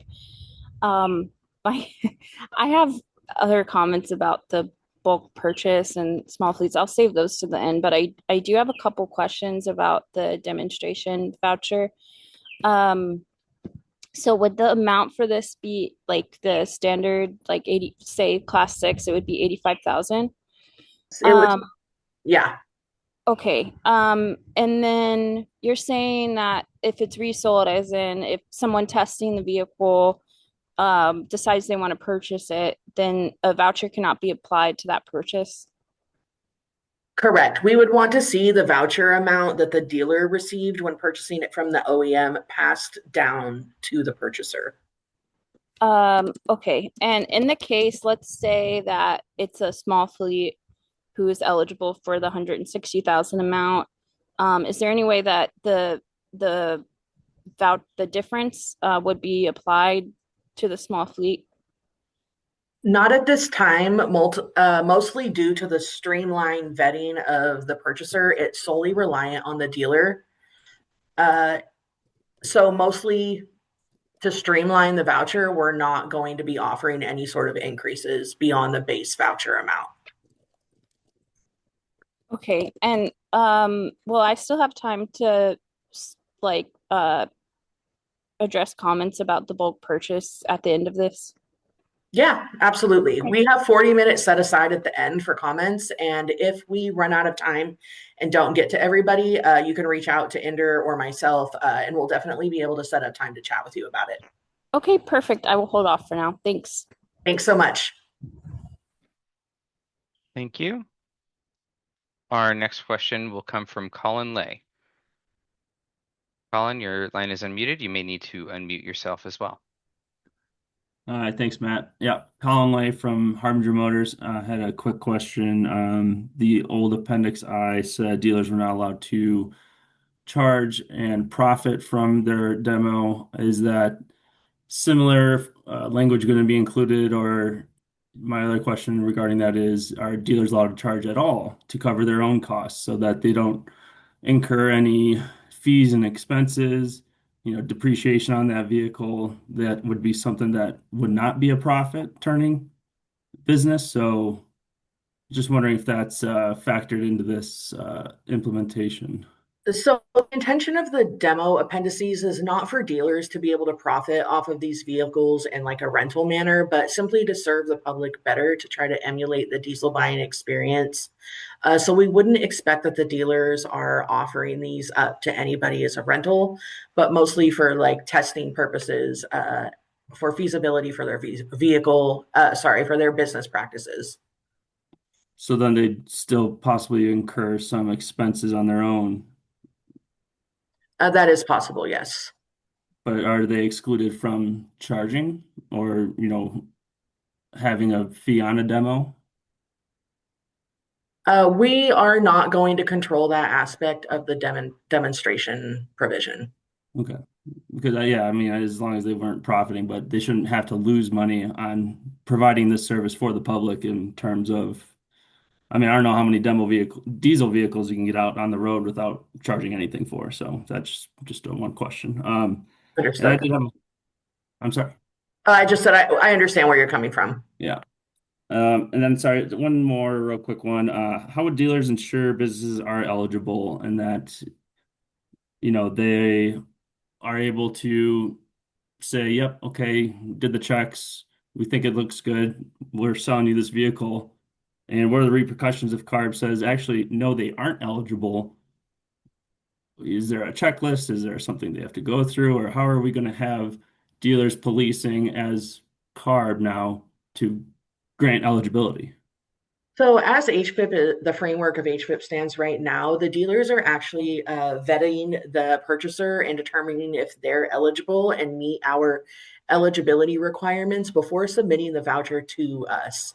So this would be the same thing, except it's not a iterative review process between CalSTART and the dealer. We're assuming the dealer has done all the checks they need to do, and they are confident in that purchaser's eligibility. If we find that dealers are obtaining these vehicles and selling them to ineligible participants or to themselves, there's potential for repercussions as extreme as banning them from the program altogether. Okay. I appreciate it. Thank you. Thanks for your comments, Colin. Next, we have David Park. David, please state your name and affiliation, if any, before beginning your comment. Hi, can you hear me? We can. Great. David Park from the Hydrogen Fuel Cell Partnership. On the demonstration voucher eligibility, you'd mentioned that vehicle manufacturers are not eligible. And so when I look at new technology being implemented into the market, there is a development timeline that has to occur where you have your vehicle prototypes and then the vehicle prototype goes into a demonstration phase where it's a large scale demonstration where the fleet would be recruited to lease the vehicle and operate the vehicle as a regular fleet vehicle.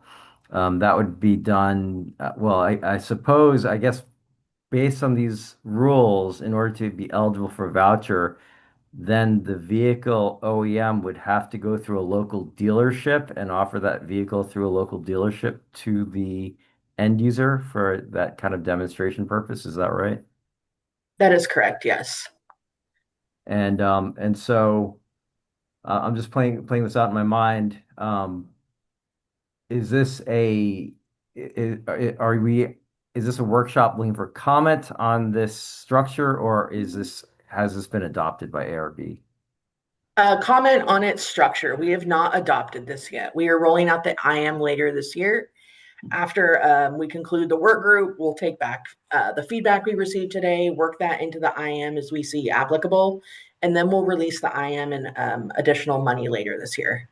Okay, great. Thank you. I'll take it back to the manufacturers and let you know if they have comments. Thank you so much. We have time for one more question. We'll go to Dwayne Welty. Dwayne, please state your name and affiliation, if any, before beginning your question or comment. And as a reminder to everyone else, I know there's a couple we haven't gotten to yet. There will be more opportunities for questions and comments later on. Dwayne? Good afternoon. Can you hear me? We can. Thank you.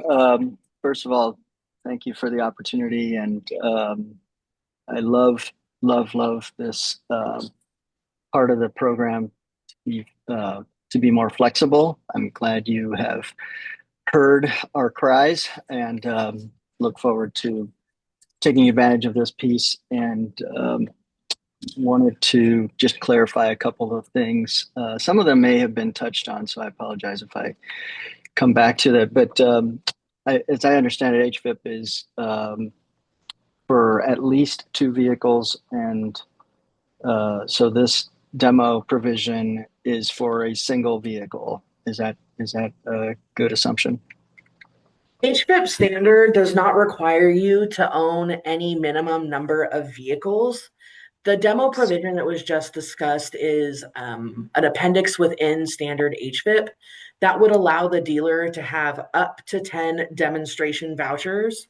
That would result in 5 vehicles, 2 models per, 10 vehicles, 2 models, 2 vehicles per model. Sorry. Right. No, I got it. So they could have 10 vehicles total, up to 5 models, 2 per model. Some dealers may only work with one OEM, and so the likelihood that they would have 10 would be less because they have less models. Yep. No, I was speaking about the resaleability to be just a single vehicle of that demo fleet. And I'm sorry, I don't think I mentioned my affiliation. I'm with Peterson Trucks, representing the international brand. And so we have multiple demo vehicles, but when we would sell one, we would just sell the one vehicle. So I just wanted to clarify that under HVIP typical standard, it would be 2 vehicles or more. This would be different. It would just be that one single vehicle. So that's the only thing I was clarifying, and I'm looking at your head and you're affirming that is correct. So thank you. Second, model year limits. I don't know. We've had a few demos for several years now, and I just wanted to confirm that there is some retroactivity to this provision. I don't see any of these slides specifically, but you know, there is some limitation when it comes to new vehicles when it comes to that. So I don't know if that would apply here as well. Does that make sense? Yes, this wouldn't apply retroactively. Any vehicles obtained through the demonstration vouchers would have to be meeting the definition of a new HVIP eligible vehicle at the time the dealer obtained it, not at the time it was resold to the purchaser. Right. Yeah. So these would be new demos that have not left the dealership to this point. So we're just seeking. They've been demos throughout the process, and that could have been 2 to 3 years, and we still have them, but maybe we'll find a sale to somebody specific to that particular application, but it may have been here for 3 years, right? So that's what I'm saying, that if we find a sale, but it may have aged out under standard ruling, that we could still apply under the demo ruling. It would not apply to the demo because they have to be new and in the catalog. So if you're talking about it's 26 and there's a 25 and that's something that's still new and in the catalog, then we may be able to do that as long as the purchase hasn't happened yet. However, if these are pre-existing purchases, this can't be applied retroactively. Yeah, and I'm just speaking about model year. So in this case, it would be a 24 model, or maybe even a 23 model. So it may not be in the catalog, but it was last year, for example. That's what I was trying to get at. And I'm sorry. So the last thing I think the last person mentioned, as far as lease registration, the demos that we have specifically, we register them as a working vehicle, and so we don't just run them off a dealer plate. So they are registered and considered, I guess, air quotes, used, right? And so they're still a demo unit, but we do that so that when a customer wants to use the vehicle, they can actually load it and operate it as if they were part of their fleet. So hopefully that qualifies and would make sense, or fall under that umbrella of demo or definition, right? Yes, once the dealer obtains the vehicle from the OEM, we would not have issues with the dealership registering it to themselves. That way you don't get in trouble with CHP or DMV when you're running the vehicle. Right. Great. Thank you so much. And again, we appreciate everything you're doing. And this is a great appendix to a already great program. Appreciate it. Awesome. We couldn't do it without the stakeholder feedback. I'm going to go ahead and pass it back over to Ender, and we can get started on TCO and voucher amounts.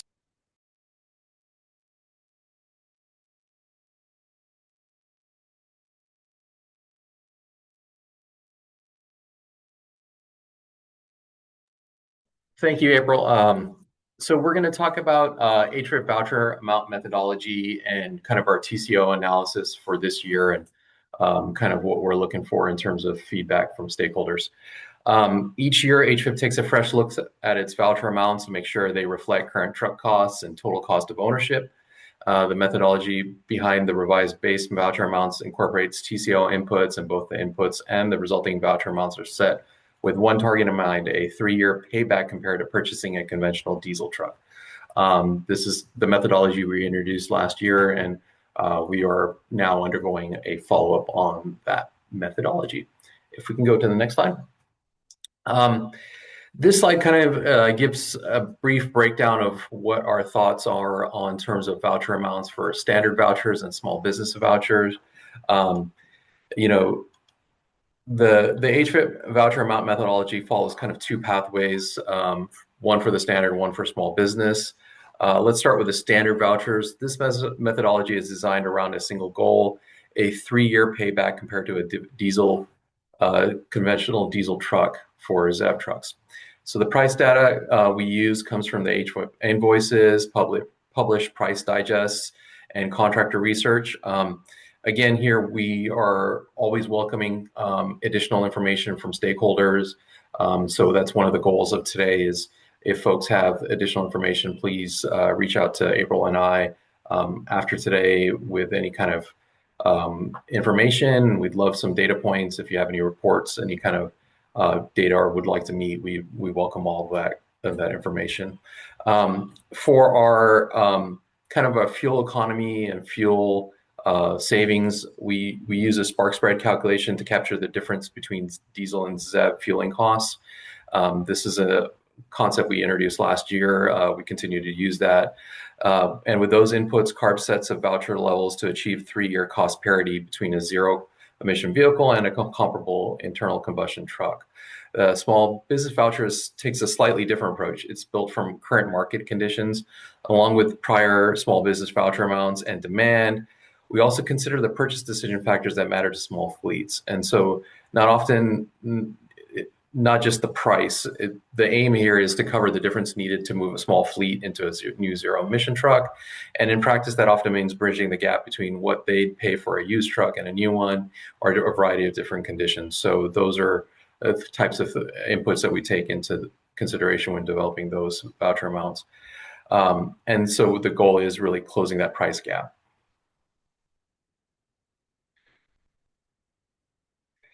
And then next slide, the TCO inputs. So here, we're kind of go through the different inputs that we've used. Not much has changed from previous methodologies. Again, fuel costs, both electricity and diesel, are incorporated through this, what we call the spark spread factor. The calculation is simple in concept. It's a diesel fuel cost times diesel fuel economy minus the electricity cost times ZEV fuel economy. That difference captures the fuel cost advantage of going electric. The model also includes sales tax and federal excess tax for the classes that have that, along with the vehicle costs themselves, both ZEV and comparable ICE trucks. Two things are intentional in the model, and I want to be transparent about why they aren't included. Infrastructure costs are excluded from the TCO because other incentive programs account for and fund these projects, so we don't want to double count them in our analysis. And HVIP is primarily focused on the truck.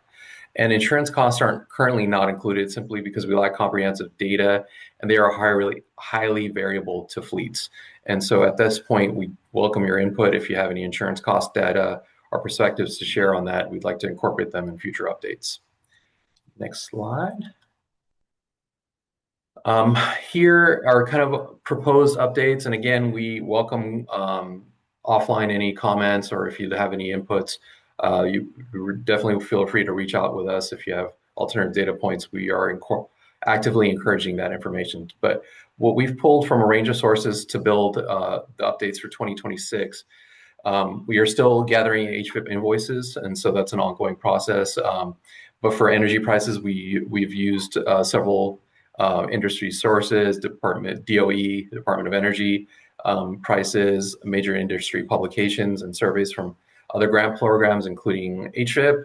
Part of that is some of those HVIP surveys that folks have done as fleets about where they get charging, how they get charging. Some of the key data points there is we've heard from fleets in that survey that about 70% charge on site, and so those are kinds of inputs that we use when trying to develop electricity prices. Together, those sources give us our inputs for diesel, electricity prices, fuel economy, and pricing for both ZEV and comparable ICE vehicles. That work has produced an updated recommendation for fuel costs in this TCO model. Again, this is ongoing. Right now, we're collecting ZEV pricing data from past year, along with comparable ICE truck pricing to feed the updated analysis. Welcome any input. I think in previous cycles, we've gotten input from different dealers on what a comparable ICE vehicle would be, and so we welcome that again. And again, if you have additional points or analysis that would be useful, please contact us, and we'd love to hear from you. And I think we're at the question and answer side, so I'll hand it off to Matt to do his formal startup of that. Yes, welcome back to question and answer time. If you'd like to ask a question or make a comment, please use the raised hand feature, or on mobile, press *2 or *9 to raise your hand. We will start with Adam Mohabat. Adam, your line is unmuted. Please unmute yourself and state your name and affiliation, if any. Thanks, Matt. Thanks, everyone. This is Adam Mohabit with the Los Angeles Clean Tech Incubator. Thank you so much for this workshop and just the opportunity to comment. I appreciate a lot of the updates here seem to be really reflective of the current market. Just a quick comment to underline and support a previous section around that proposed cap increase for vehicles. I think it's just a really great practical step that can help accelerate regional deployments. The LA region is entering a really critical delivery window ahead of the 2028 Olympic and Paralympic Games. We're working with a lot of public and private sector fleets to really support that growing demand for ZEVs and buses to really hit those goals. So also just expressing appreciation for the bulk purchase pathway. Love the really innovative thinking there. Just would express CARB to really try to maintain flexibility for the types of fleets and eligible applicants that can submit those applications really just from the outset. So I'll leave it there. Thanks so much. Thank you. Next, we'll go back to Robert Mickelhatton. Robert, your line is unmuted. Please state your name and affiliation. Hi, Matt. Hi, April. Can you guys hear me? We can. Awesome. Hey, I was just following up. It was the same question I asked earlier, and I heard someone else touch on it about the DAC enhancement going away for core, and you guys have been responding that the DAC has been incorporated into the voucher amounts. I know that the voucher amounts for our equipment models that we're able to sell have all stayed the same for multiple years. So I was wondering if you guys could expand on that. Just a real quick clarification, Robert, are you talking about off-road equipment or on-road? Yes, off-road equipment. Yeah, so today's workshop is primarily on-road HVIP incentives and voucher amounts. So I can't really speak to core incentives, but I would encourage you to reach out to that team if you need any contact information. We can go ahead and send that to you. But we're really focused on today on heavy-duty trucks. Okay, no problem. I appreciate it. Thank you. Our next question will come from Nick Chiappe. Nick, your line is unmuted. Please state your name and affiliation before beginning.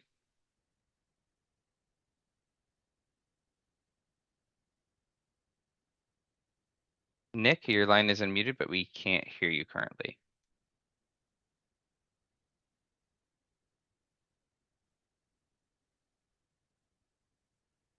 Nick, I'm going to put you back on mute and we'll come back to you in a minute. Next, we have Adam Browning. Adam, if you can please state your name and affiliation before beginning. Sure. Thank you. Adam Browning with Forum Mobility. I appreciate the insight into how the TCO is calculated, and the idea that the operating cost savings, the fueling, if you will, is meant to essentially be the fuel by which you look at paying back the higher capital cost for a more expensive truck. I have to say, I really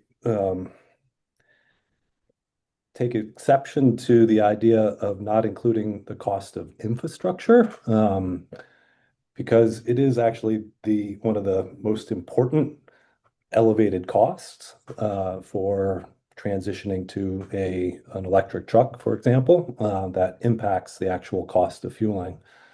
The idea that we have incentives available that, cover 100% of that cost is not correct. The CEC budget this year is about $30 million. These types of incentives will cover, a portion of the capital cost, not the land cost, not the operating cost of third-party depots. That 30 million may be enough to peanut butter over 3 depots, maybe 2 depots. I think we can all agree we need a lot more than that. So these are real costs that carriers that transition to zero emission vehicles have to pay. Not including them in the TCO, I find it baffling. Like, if when I bought an electric vehicle, I had to upgrade the service panel at my house, cost about $10,000. If I'm not charging at home, I have to go to EVgo and pay 60 cents a kilowatt hour, much higher than that 24 cents. The same exists for fleets, for carriers that are trying to charge an electric vehicle. They're either incurring significant costs to charge and maintain vehicles or chargers at their own site, or they are paying somebody else to do that through a third-party depot. So I guess I don't understand the rationale for why that wouldn't be included in the cost of TCO. It is an absolute, real, and significant cost that everybody has to pay.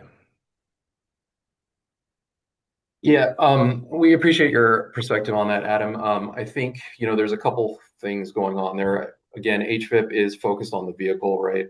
And we're looking at the payback and the purchase incentive to go from diesel to the ZEV for the vehicle.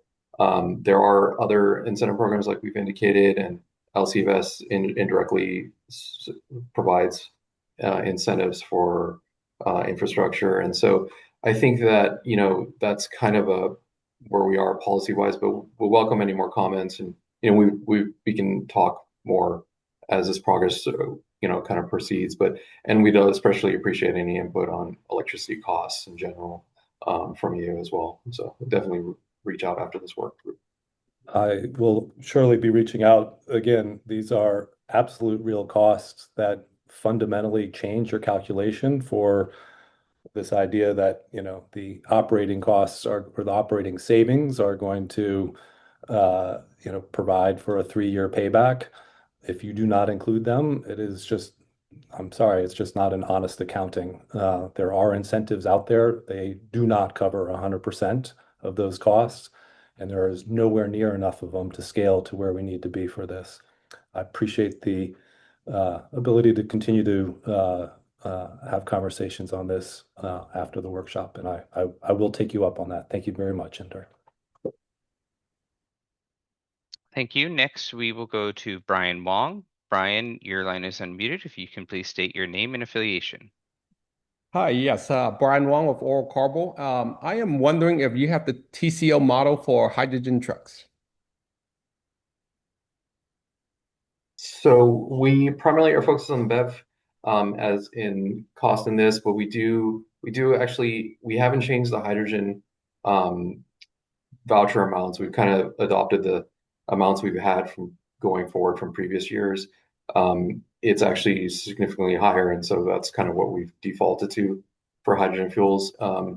And again, we welcome any inputs, but we just haven't had a ton of new data in that respect, and so hadn't had any ability to look at, what the fuel savings or advantages have been, if there are any. And so that's why we've kind of opted to just leave the voucher amounts where they're at. Okay, got it. Thank you. Thank you. Next, we have Dave Stenson. Dave, if you could please unmute yourself and state your name and affiliation. Yeah, Dave Stenson with ZMD Motors. Question about the TCO parameters. First, where would we find the baseline values beyond what's currently shown on the slide in order to provide some feedback? And is the annual mileage by vehicle class also open or being investigated for any revisions based on where future technologies might be looking at range extenders and things and putting perhaps ZEVs in a lower range applications? Yeah, in terms of the mileage and the ranges, we have a pretty extensive database from MFAC to a couple of other sources that we use, and we've got a pretty good kind of dial in on what that looks like. But we always welcome any inputs. So if you have any, real life examples, we definitely would incorporate those into what we're looking at in terms of annual mileage for those. In terms of what MFAC is, that I should probably clarify that for folks. That's in the inventory model that CARB runs for a variety of vehicles, and essentially it's been around for decades. It's what we use for all our emissions studies and so forth, and it's well established for a long period of time. And we also supplement that with some real world fleet information from a variety of other sources, contracts that we have, and so forth. And so that's kind of where we get the mileage that we use for each of these classes. But again, we'll always welcome folks that are running trucks to show us what they're doing and what they have in terms of data. And so is there a baseline location where those parameters are easily found? So you can actually, MFAC's available, and so you can actually go to the CARB website and pull that up and look at what the mileage is for a variety of different classes. And that's kind of our baseline. Thank you. Yeah. Thank you. Next, we will go back to Lynette Sapienza. Lynette, your line is unmuted. Please state your name and affiliation. Hi, Lynette Sapienza, Dome Partnership. Just a few comments on the standard and the small fleet. Appreciate you guys looking at some different ways of determining those vouchers. A couple comments I'd like to make that hopefully you guys are considering as you go through it are, one would be the charging infrastructure. I know that was just brought up. And while I wouldn't expect the program to pay for the whole infrastructure, as there are some programs in some areas, there are a lot of areas that don't have anything. As I work on different projects throughout the state, and some areas have absolutely no programs for infrastructure. Some have some are very complicated. So working with small businesses, these can be incredibly detrimental to get them to even switch. So if there's no program or the program is incredibly complex, many of them then make the choice to stay away from electric vehicles because they don't have the ability to put in place that infrastructure that's needed for them. So maybe one thing to consider is on the first several vehicles, if you don't have infrastructure and it's your first couple EVs, maybe include something to help to encourage them. Not necessarily saying on every incentive, because that probably wouldn't make sense. And also, even if they don't need maybe a charger there, maybe there's some local ones, it's still really hard for a lot of these small businesses to get over that hump of switching that first vehicle or so. So even considering, again, maybe something for that first vehicle or two to get them to try them would be incredibly helpful, because it's not just TCO, and a lot of the small businesses can't take a a 3-year look. They need some more help to really get them. And what we have seen is once they get the first vehicle or two in the door, they understand what it's really worth to them and then keep buying. And we have data we can show on that. Happy to share that. And also they start telling their colleagues and referring, which is really encouraging. But I hope as you guys go through the programs for this year, you take in consideration of really looking at maybe some of the things that some of our small business owners really need to make that transition. And that would be, and I say it at every meeting, moving the 2B to private, the pickup truck would be awesome as well. I really appreciate you guys this time. Real quick, thank you for your comments, Lana. And again, definitely encourage you to reach out after this work group to April and I with some of those data points. Again, HVIP is a vehicle incentive program, has been since its inception.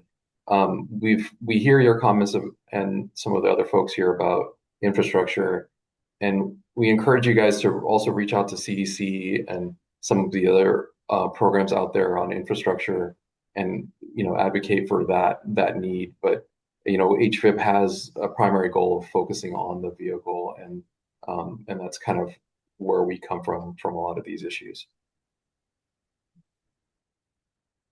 Thanks. We're going to take one more, and then we're going to finish up with stacking. Move on to stacking and maximum grant amounts. As a reminder, there will be more opportunities to ask questions coming up. So the next question will come from Christian Corby. Christian, your line is unmuted. Hi there. Good afternoon, everyone. My name is Christian Corby, and I'm the Deputy Director at the California Electric Transportation Coalition, or CALITC. And I think I'd like to echo the comments made by Adam Browning in Forum Mobility. I think perhaps another approach would be to analyze what the infrastructure costs are in concert with the Energy Commission, and look at some of the fleets that have taken incentives through the Energize program and what costs they end up covering. And then also look at fleets that are doing this transition to zero emission vehicles with other incentives, perhaps not Energize, but maybe make ready programs through their utilities that still require that they put down pretty significant capital to install that infrastructure. So kind of looking at maybe a variety of scenarios and seeing what those costs are, just so we can have an eyes wide open conversation about what the costs are, including how that impacts fleet's ability to electrify. And then the other thing, I think we should continue to try to figure out what insurance information we can get, because that's absolutely on the vehicle side. And if we can start to incorporate that in some way into the analysis, that would be absolutely very helpful. So yeah, just a couple recommendations there. Appreciate those comments. Thanks, Christian. Okay, we will move on with the presentation.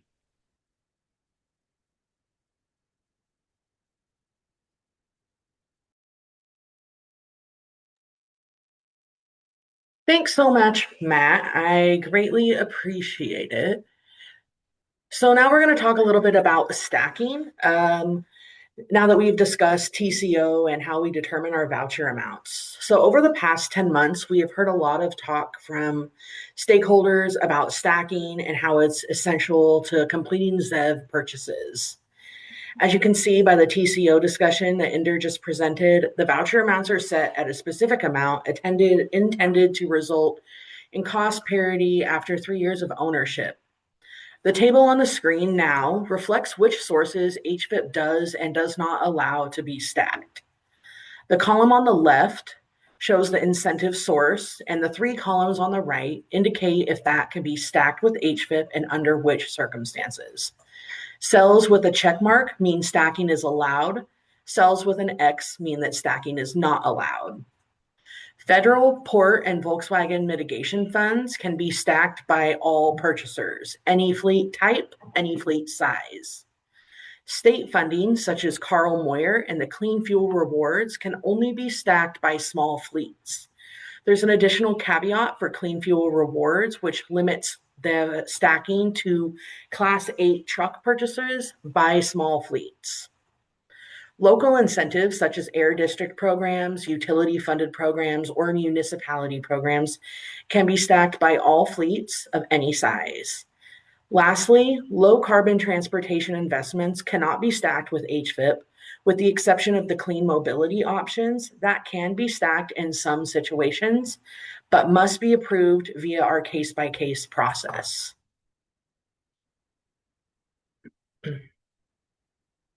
Continuing the conversation about stacking and grant amounts, outlined on the screen is our policy used to determine the maximum allowable grant amount. Public entities are subject to regulatory requirements and face budgetary constraints that cannot be compensated for with additional revenue. That being said, in cases where a public entity is purchasing a ZEV and they are stacking, the HVIP grant amount cannot exceed 100% of the base vehicle cost. The amount of all stacked grants cannot exceed the out-the-door cost of the vehicle. Additionally, for private fleets, HVIP and all stacked incentives cannot exceed 90% of the base vehicle cost. There is no change to this private fleet policy. I do want to add that all external incentives must be listed on the final invoice. Emphasis on incentives and not revenue or other methods of income, mostly applying to public entities, but it is important that only incentives are disclosed on the purchase orders and final invoices, simply because that is what we're using to calculate maximum grant amounts.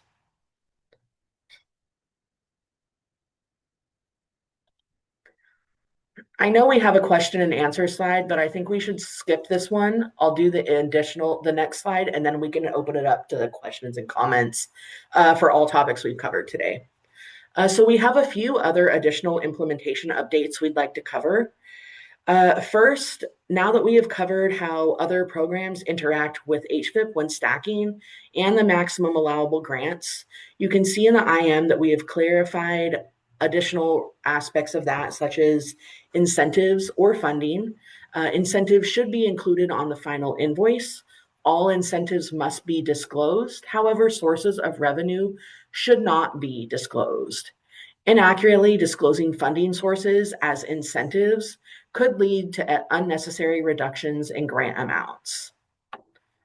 Secondly, we have broadened the applicability of letters of intent. A public entity, any public entity purchasing any type of vehicle will be able to provide a letter of intent. We have made this change so that all public entities can be treated the same regardless of what they're purchasing, because all public entities are facing this issue. We've also made minor enhancements to the voucher processing system itself based on dealer and OEM engagement sessions CARB hosted with dealers and OEMs earlier this year. Those changes will be covered in the upcoming dealer trainings. We also have tabled, as you can see, the last item here is a discussion on vehicle longevity. Before we dive into that, I just want to remind everybody that we are working on implementing vehicle testing process, where OEMs would bring vehicles to the CARB's Riverside facility to undergo testing and ensure all vehicles in the HVIP catalog meet the specs they are advertised to meet. On the screen, we're showing the SAEJ 1634 short multi-cycle range and energy consumption test. This is the test that we will be putting the vehicles through. We're going to phase in this requirement starting with classes 4 through 6, and we're aiming to implement this the beginning of next year. So lastly, this is going to open the floor up for a discussion item to respond to this or ask any questions or comments regarding previous topics today's work group. We're looking for suggestions on what CARB can do to ensure OEMs are able to provide support for the life of the vehicle beyond the just mentioned truck testing requirement. We're looking to implement additional requirements for OEMs to meet in order to be eligible for HVIP. This could be criteria like a minimum number of years in business, minimum truck sales, financial strength, or other aspects. So now we can go ahead and open the floor up for questions, comments, and feedback on that specific question or anything else y'all would like to discuss Thank you so much. relative to this work group. Yeah, thank you so much, April. So we'll now open the floor up for question or comments on any of the topics discussed today or the conversation starters that April just gave us. We are going to start with Lisa McGee. Lisa, you are unmuted. Please state your name and affiliation. Hi, Lisa McGee, Construct Center. So I'm just going to go kind of backwards. Lisa, sorry to interrupt. It's a little difficult to hear you. If you could get closer to the microphone. Oh, is this better? Yes, it is. Thank you. Okay. Yeah, sorry, I had it halfway closed, I guess. Okay, so I'm going to go backwards. So on the updates and the improvements, thank you very much. Thanks for listening, Leslie. Thank you for understanding that we do need improvements in this program. Over 15 years, we've done a lot of innovation, done a lot of exceptions. If we want to provide the trust to the industry with durability and reliability, you have to do better, right? We can't do better if you just allow everything and anything, right? These have to be long, useful life assets that are 3 times, generally speaking, potentially more expensive. So my hopes is that with these requirements on the testing side, thank you. I think it only covers half the problem. You opened up a discussion about the access and support, and I also brought that up earlier. We need to make sure that the dealers in these programs are ensuring that the same support exists in diesel vehicles today is provided to this technology. This all proprietary, whether it's Nikola, whether it's Proterra, whether it's Lion, whether it's Lightning, all those that have gone out of business, right? These are long, useful life assets that could be on the road today if we had the diagnostic tools, supports, and services. So I don't know how CARB can do that in your executive order or in your application, but you have the ability to do it. You do it in your clean truck testing or I'm trying to think of the heavy duty maintenance program? Yes, HDIM. You require diagnostic tools. You could do the same thing here, right? Then I can keep my Nikola on the road without having to figure out how I'm going to provide services for my customers. So that's just a point that I want to make. The regulation is still old. Make sure you revisit that regulation that you guys have for HVIP applications to only have one garage in the whole state. Not good enough. Not good enough. We're 15 years down the road. You've got to do better. On the private fleet policy related to stacking, I just have a comment for clarity. Maybe this is more clarity. I heard you say that you're not making any changes, basically. Does this mean when I see the vehicle, the mitigation program, and the AQMD Invest Clean, I have questions. I've already given you guys questions before. So is taxes that in both of those programs could be eligible, would you still allow us to stack if we're not going over 90% of the vehicle and the money's not coming out of HVIP and we have secondary HVIP in line as it relates to the stacking? That's one question that I have. Going into the TCO, I have some comments on that. Let me answer your stacking question first, because I know you're going to ask a few and I'll forget the first one by the time you get to the last one. Yeah. So for stacking with other programs, as it interacts with the 90% for private purchasers, you can stack other programs with HVIP for, if it's a district program, anybody. If it's Moyer, it's going to be limited to small fleets. However, all stacked incentives cannot exceed the 90%. I know that some programs do cover taxes and fees. The way it interacts, it would not, you could allocate that money to the taxes and fees portion of the purchase and then have HVIP cover the base amount. However, it cannot exceed 90% regardless. So you're just you're relabeling the money. It's not actually resulting in the purchaser paying less. Answered. Thank you. Now I understand it. Just for clarity. Yeah. Thank you very much. Okay, so on the TCO, I have a comment, right? So, and if you just answer this, because it's kind of unclear when you brought up infrastructure not being included, does that, but you had a table on fuel costs. So you're including fuel costs in your analysis, is that correct? Yes, fuel cost is included. Okay, so I just want to have comments then. So I have a couple things because you're including fuel costs, which I still support that, but I want to kind of imply a couple things, right? You know, when you're a small fleet versus a large fleet, your volume of your energy use when it's electricity is blended between a demand of kilowatts and your kilowatt hour energy. The higher your volume is in kilowatt hour energy, the less your kilowatt demand fee is. And that can create substantial difference between a small fleet and a large fleet in terms of the blended kilowatt hour rate. So I just want to make sure your total cost and energy analysis is fair to small fleets. I can provide more information later if you'd like. Also, the used vehicles in the secondary market is another factor that I don't see you using in there. Many small fleets use the secondary market, and comparing it would be equal to their normal buying comparison today.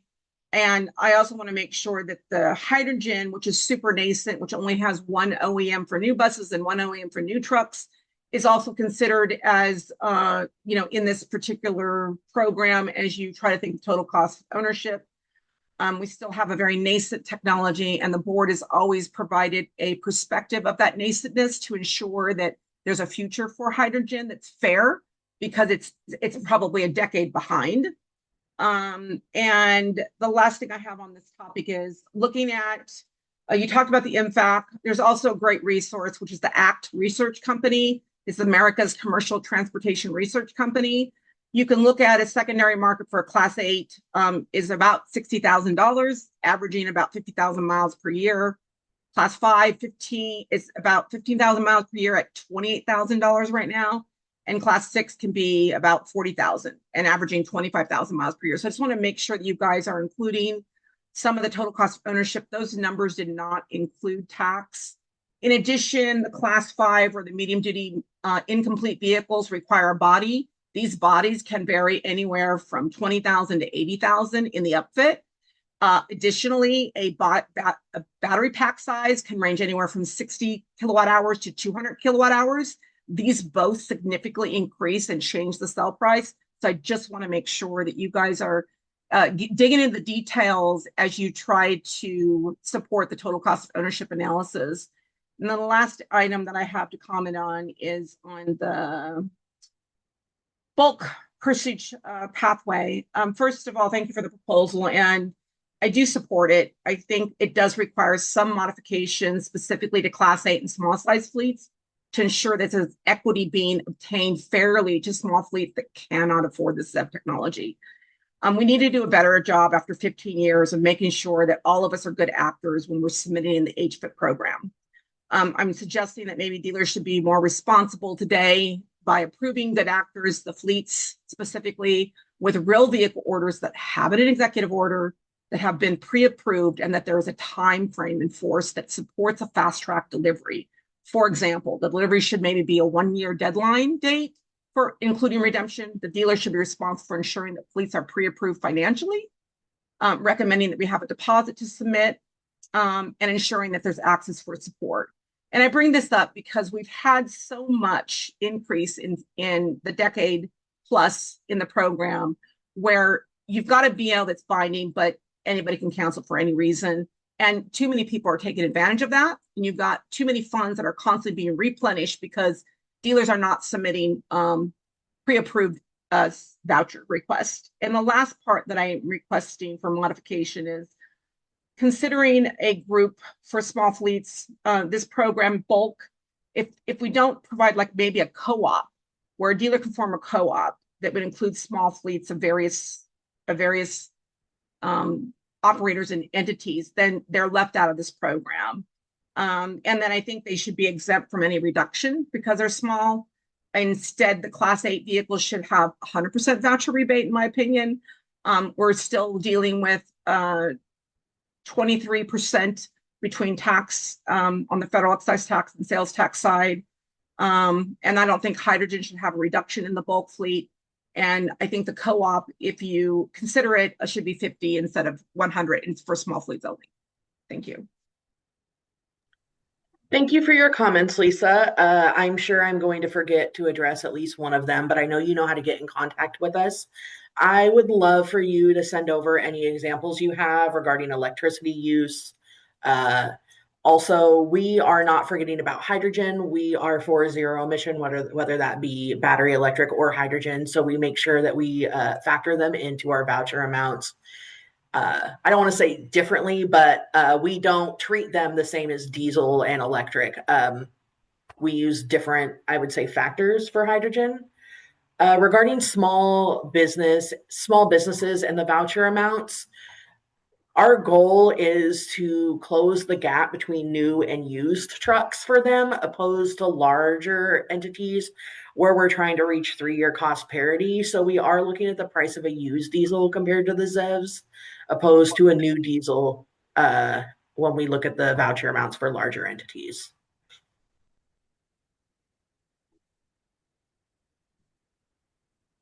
I think that's everything. I think so. And Lisa, you've got our contact information if you need to do any follow-up. Our next question will come from Jamie Hall. Jamie, your line is unmuted. Please state your name and affiliation before beginning your comment or question.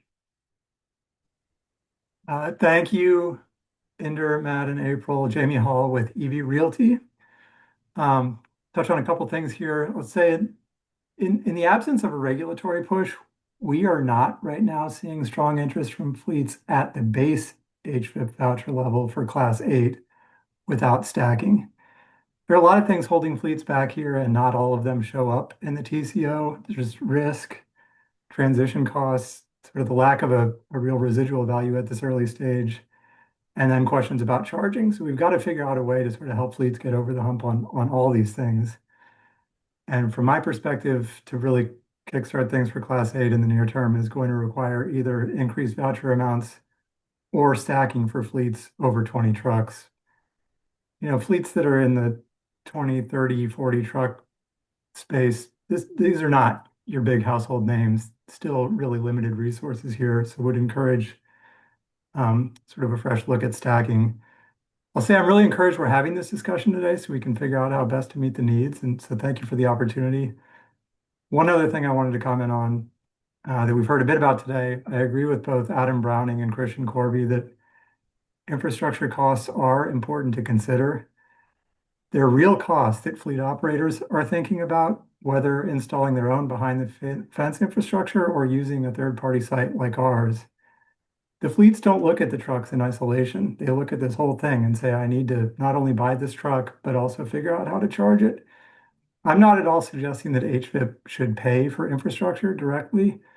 And I know that there are incentives at CEC and elsewhere that we take advantage of, but infrastructure is still important and is still a barrier. So at the very least, and we can follow up offline on this, I think maybe looking at adjusting the per kilowatt hour electricity price to account for infrastructure deployment and operations costs would sort of help tackle this without, broadening HVIP to actually give people rebates for charging. Thank you. We welcome any electricity pricing that anybody would like to share with us so we can consider that in our calculations. As far as stacking, I believe that about 53% of our vouchers that were submitted since we reopened in September have voucher amounts of $120,000 or less. So we are hearing people say that the Class 8 trucks aren't moving when stacking is not allowed. However, more than half of the Class 8 vouchers we've received in the last almost year don't include stacking. Are those redeemed vouchers or requests? These are requests. They're requests at this point. Yeah, so it'll just be important, I think, to monitor the market and see what Absolutely. happens. Sort of, does this actually result in trucks on the road, or do people say, you know what, I ultimately can't make this pencil if I can't stack? Understand. We are definitely going to continue to monitor this because it is a hot topic. Thank you so much. Look forward to continued engagement, and we'll try to find some time to talk offline. Thanks. Have a great one. Thanks for the feedback. Thank you. Our next question will come from Will Crampton. Will, your line is unmuted. You may need to unmute yourself as well, and please state your name and affiliation. Thank you.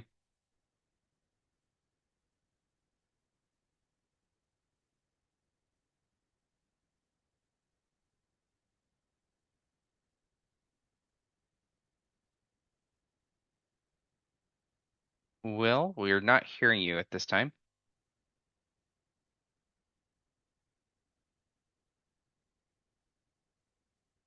Yeah. Well, I'm gonna put you. Sorry. Oh, Sorry. okay, we Yeah. got you. Sorry about that. Wrong button. Okay.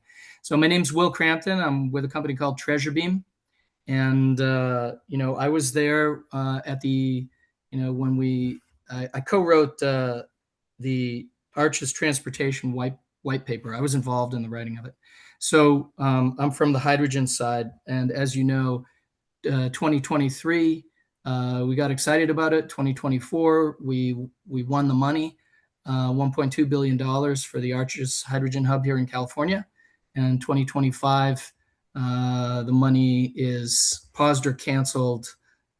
Take your pick. So my question is about, and I'd like to potentially follow up offline also. My question is about the costs of hydrogen that you're using for your costing, because you're trying to achieve parity over 3 years. So what kind of costs are you using for hydrogen and or electricity? I have a theory. I'm going to share it with you very quickly, which is that there may be a change in funding coming out into our industry, the green energy industry, if Congress flips over to be democratic. Some of that money may be freed up. So, in my mind, it's potential that the electricity costs and hydrogen costs could go up or down. Do you model that going forward? Because it sounds like some of the vouchers that you put in go over between 1 or 2 years, 18 months before they might finally be refunded. Thank you. I'll take the answer offline. Awesome. Can I hold on? I'd like to make one more comment. And I'm sorry, but if people don't know, because I just finished the RFP yesterday and submitted it. If people don't know, there's something called the fph2.org, and that's the first public hydrogen utility, and they work with. They're a semi-public agency here in California, Joint Powers Authority, which is a hydrogen utility that works with transit districts that are interested in buying hydrogen buses. That's it. Thank you. Thanks so much. We look forward to your email with this extra information. Appreciate it. Our next comment will come from Nick Chiappa. Nick, I have unmuted you. You may need to unmute yourself. Please state your name and affiliation. Good afternoon, Nick Chappie with the California Trucking Association. I have a couple comments, but I'm going to focus on TCO first. Echoing some of the comments from past commenters. The TCO model expressly excludes charging infrastructure based on the assumption that other incentive programs or funds those improvements and maintenance of ZEV vehicles. The availability of separate infrastructure incentives do not eliminate infrastructure costs.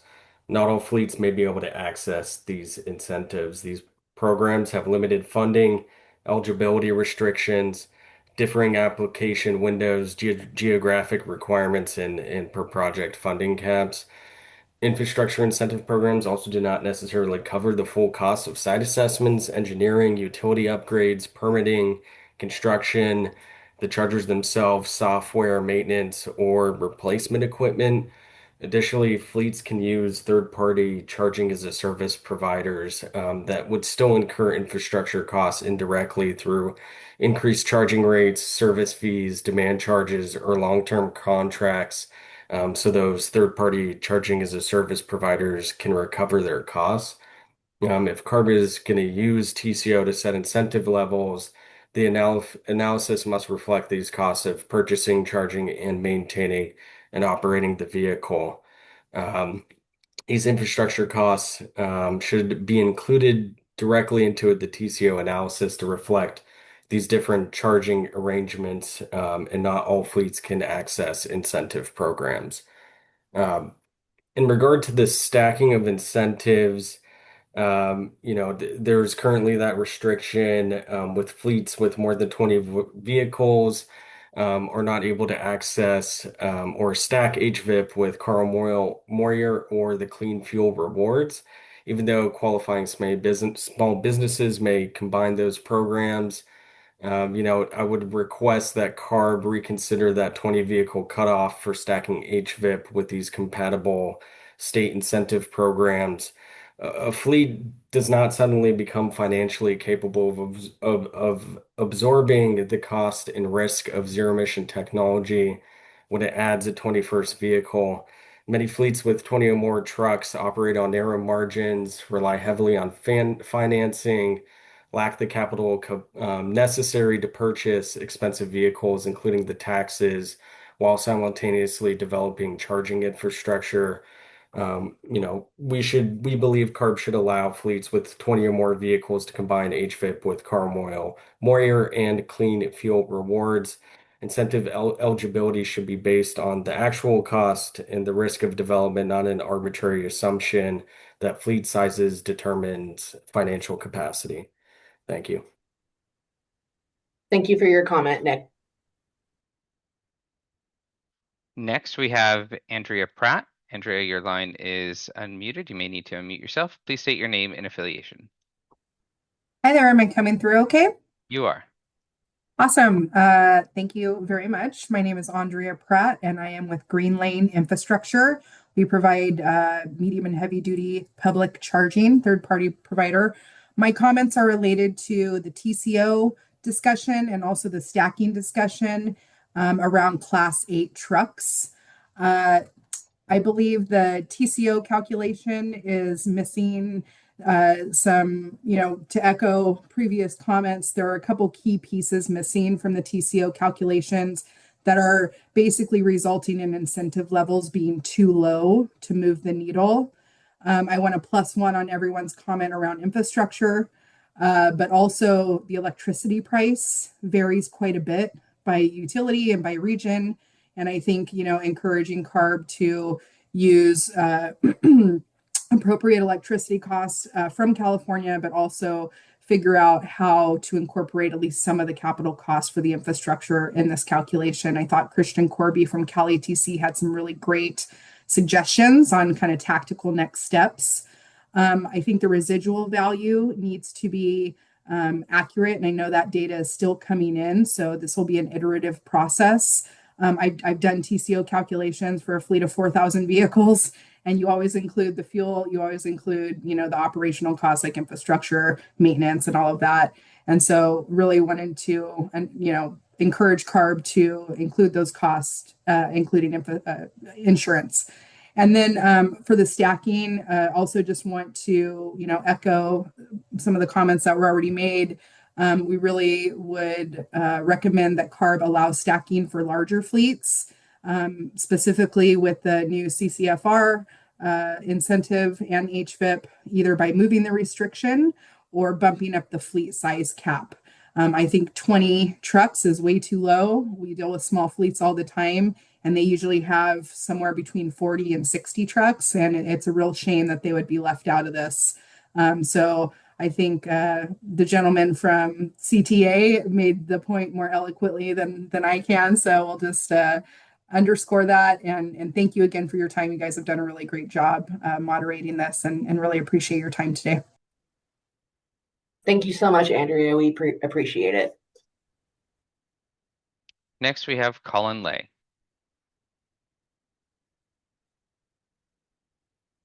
Colin, if you can unmute yourself and please state your name and affiliation.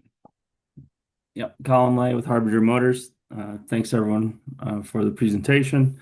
I just had I probably have a list of things to comment and question on. I can always summarize and provide an email, but a few here I just wanted to clarify.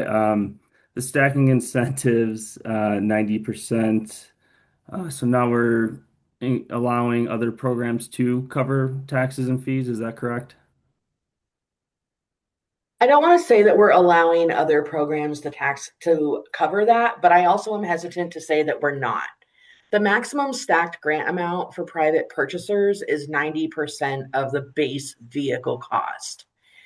If the dealer chooses to assign some of that funding to paying the taxes and fees, that funding being the non-HVIP source, that is allowable, assuming that that program covers that expense. However, assigning incentives to pay for the taxes and fees portion of the purchase will not result in the purchaser paying less out of pocket. It's just assigning the incentives to a different portion of the purchase. So you're saying the other incentive would have to exclusively only cover the taxes and fees, not part of the vehicle cost? I'm going to use small dollars in my example. Let's say you can have up to $100 because that's 90% of the base cost. And HVIP will pay $60. The other incentive will pay $40. You could put all $40 towards taxes and fees, or you could put 20 towards taxes and fees and 20 towards the base cost. All stacked incentives could not exceed 100, regardless of what that is going towards with the vehicle cost.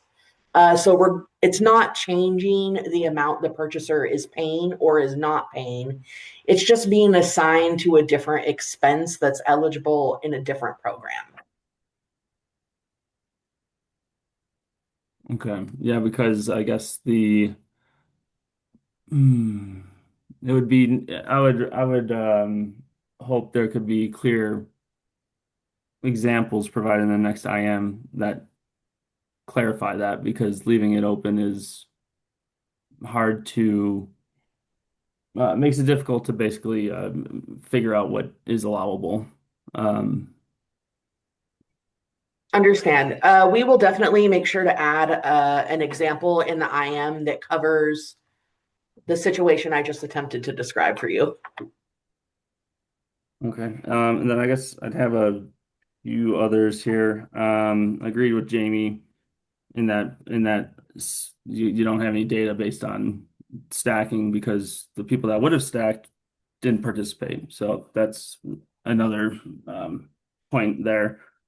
As far as small business voucher limits, it would be great to increase from 5 per IM release to 10, and potentially even or either that or increase the small business designation from 20 to 30 or 35 vehicles. Same with some other commenters that said, small businesses are also still, under 40 vehicles per se. So I'd recommend taking a look at that.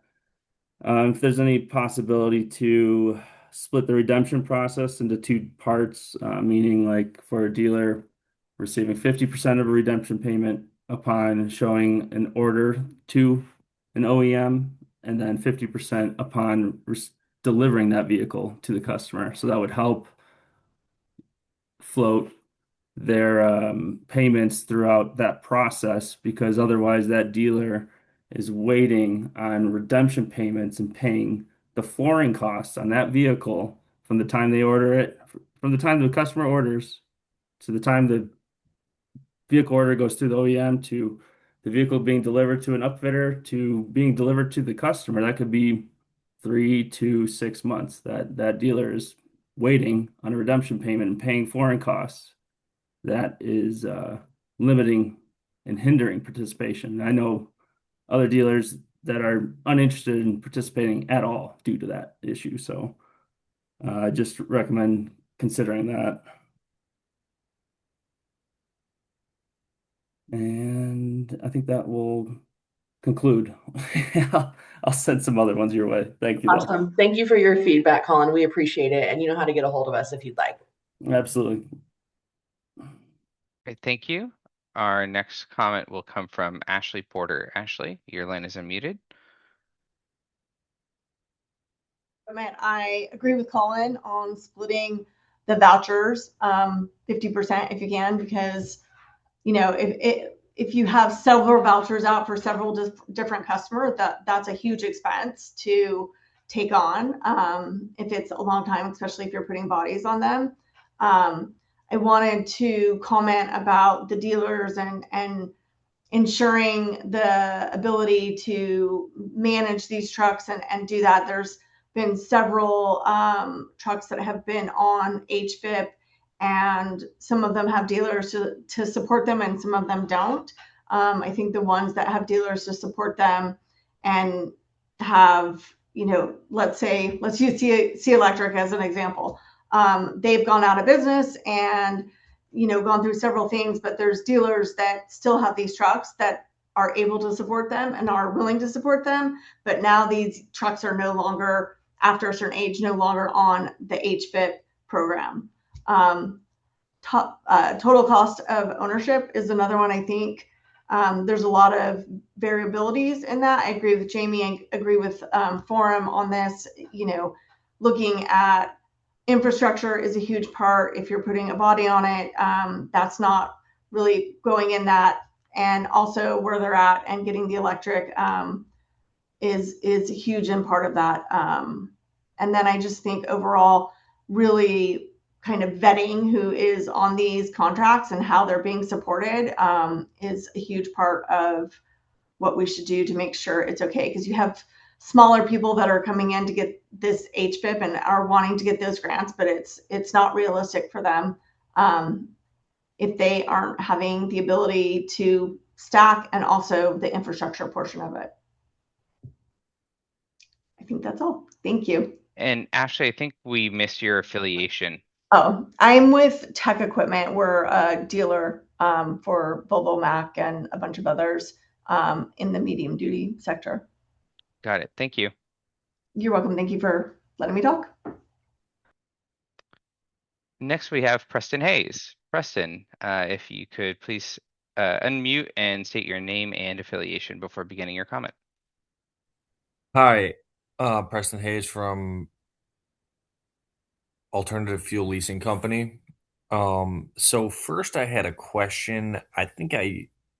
Just to go over it, I think I heard you say something about stacking and changes in the rule for stacking. Can you give me a little brief overview of that section of the presentation? Yeah, I can. We actually are not changing or proposing to change any of the policy on stacking. We mostly just wanted to clear the air to make sure everybody was on the same page on regarding what the policy currently is. Okay, thank you for that clarification. So my second question is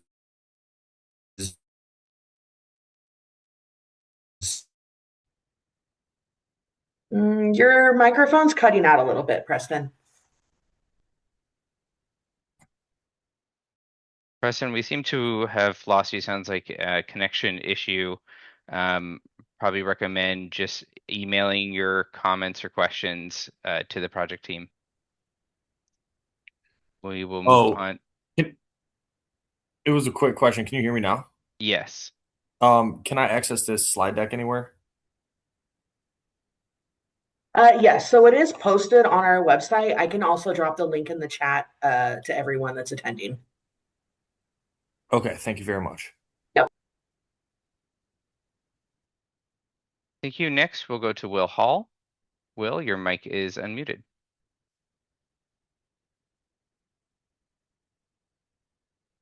Will, you may need to unmute yourself as well. Please state your name and affiliation. Thank you very much, and thank you for everything you do. This is Bill Hall with Coyote Container. I have several comments on all of this. First of all, I want to say in the Class 8 world, the heavy duty trucking and port drayage, not idiots. And if these trucks were a great deal for the industry, you wouldn't even need an incentive program to move them out. The industry would adopt them immediately. If fuel prices were less, if TCO was less, those are all incentives for the trucking industry that operates on pennies differential to adopt them. So that kind of leads me to another point I wanted to make to all of you in this effort. We all want to see succeed, and that's the difference between hydrogen and electric. When you add more electric trucks to the grid and data centers, electrical rates go up. When you add more hydrogen trucks, you need a base amount of hydrogen trucks operating in the major ports in California to justify fuel suppliers to invest in the infrastructure to supply them. Where I am right now, my hydrogen price at the station they spent $40 million on in the Port of Oakland is $35 a kilogram. Can't operate a truck that way. And I think that in part had a lot to do with the failure of Nikola and the outfall from that, but also the regulations. So those of us that were caught in the January 1, 2024 mandates and went out and bought Nikola trucks, I would suggest that CARB increase their voucher amount to 100% for all of those that lost their trucks as a result of that and invested in that program because we had to. We didn't have a choice to enter a diesel truck into the market, into the drayage market. I'm kind of, the rejection rates is another symptom. I noticed when Tom from CalStart was making his presentation, it was extremely high rejection rate. And I was wondering if anybody knew why that was. What's the base cause of an extremely high voucher drop rate? Is it infrastructure? Is it insufficient funds? I mean, have you surveyed to find out why this occurs? I suspect it's infrastructure, but I'm interested in what you would say.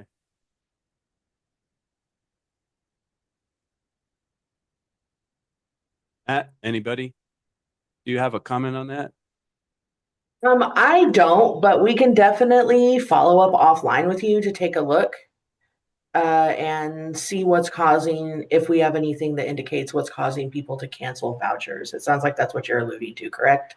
Yeah. You take it, you get a bunch of vouchers, and then you just sit there and you realize at some point it's not feasible.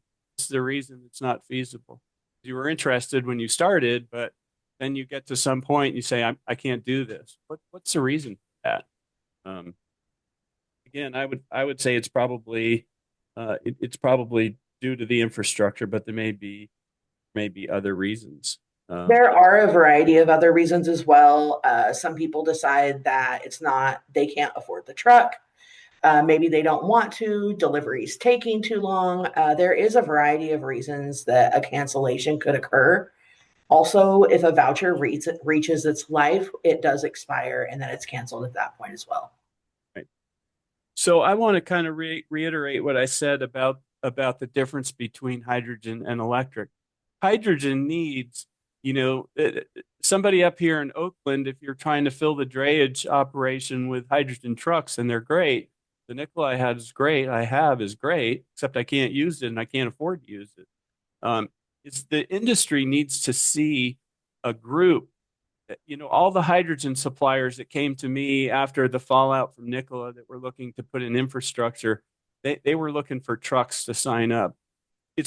So if the state went out and just bought X amount of trucks and gave LA X amount, 300 trucks and Oakland 200 trucks, give them to the drayage truckers and say, hey, make 75 port calls a year, do 25,000 miles a year, in 3 years the truck's yours, no questions asked. You buy them on a bulk basis, get pricing. It puts out more trucks and accomplishes what we need to see in the hydrogen side, where there's a market. And when the fuel suppliers see a market, they'll come and meet it, at a price that hopefully is $35 a kilogram, $22 a kilogram. That's not affordable. I mean, you got to get down to diesel prices, and then the truckers will start to respond. And really, we were kind of promised, $3 a kilogram by now, and if anything, it went the opposite way. Hydrogen has the promise to reduce its costs when there's more production. Electricity is going to flow exactly the opposite direction. As data centers and more Class 8, 1 megawatt hour Tesla trucks flow into the electrical grid, it's going to increase the cost of electricity. So again, total cost of ownership also needs to factor these things in. And the other thing that's not mentioned about total cost of ownership is the dwell time that your truck is out of service for fueling operations, and that applies both electric and hydrogen. I've experienced it and calculated it on the hydrogen side.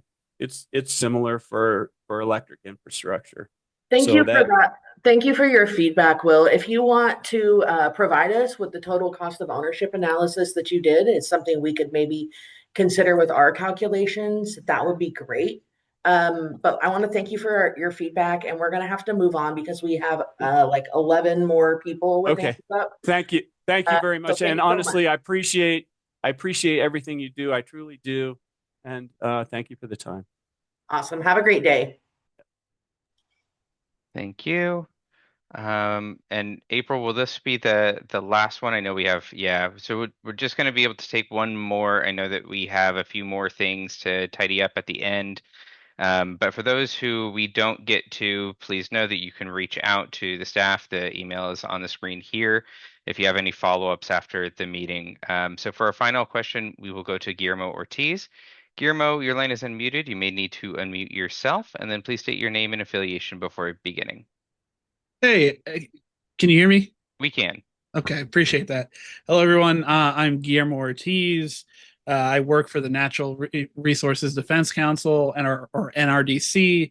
I lead our medium and heavy duty vehicle work at the state and federal level and get the wonderful opportunity to do that here in California, and really appreciate all the work that CARB is doing, especially on HVIP with such an important program. I wanted to uplift, and I know you've heard this from several speakers already, around kind of how you're looking at the TCO around the HVIP calculation and how these vouchers are kind of quantified. And I first want to say that I completely hear what you're saying, right, about the need to make sure that there isn't double counting occurring in the various grants and programs that the state of California does to ideally drive this market forward. But I think even within saying that, I think we can also understand that we're at a time where the industry, as a result of a lot of different actions happening at the federal level, but also market dynamics happening here, locally, means that we have to think about what is going to help really drive deployment of these vehicles at scale, especially for the people who want to deploy these vehicles. And I'm not suggesting here that, suddenly HVIP starts paying for chargers, right? What I am saying is, I think there is an opportunity here to have CARB and the CEC talk about some of their methodologies here and say, look, this is what we're hearing from industry. Let's share what kind of information we can share between our two agencies to figure out what the right balance in this moment is for right sizing the vehicle voucher, right? Based on what we're seeing with deployments and infrastructure grants and the like. And if those conversations, dialogue, data exactly spur different ways to look at the TCO parity framework that you've quite eloquently laid out here in this presentation and through these materials, then I think that goes a long way to addressing some of the concerns that were raised on the car. Because we hear you, right? We're not saying double, triple dip. I think what we're trying to say here is that based on where the market economics are right now, some flexibility between our agencies and how they're working together to help understand those concerns and see what they can do to adjust and be flexible can go a really long way right now. And I've already seen, right, based on this presentation and what you guys are doing and changing some of the work and how you're thinking about these approaches, that you're in a space of creativity and flexibility. And I appreciate that. And just want to continue to encourage it. If NRDC could be helpful in helping facilitate those conversations between the agencies and stakeholders, just let us know. But yeah, thank you for giving me the opportunity to kind of highlight those points and see where there's opportunities to collaborate and engage in dialogues that are going to help address some of this concern, and still meet the agency's goals. Because I think you guys are right. There's reasons why you're doing what you're doing, but I also think that we can find a way to kind of thread that needle in this delicate moment right now. So appreciate it. Thank you so much, and thank you for the great presentation. Thank you so much, Guillermo. It's appreciated. We are going to do a quick update on the next steps, and then the slide after that will have our contact information.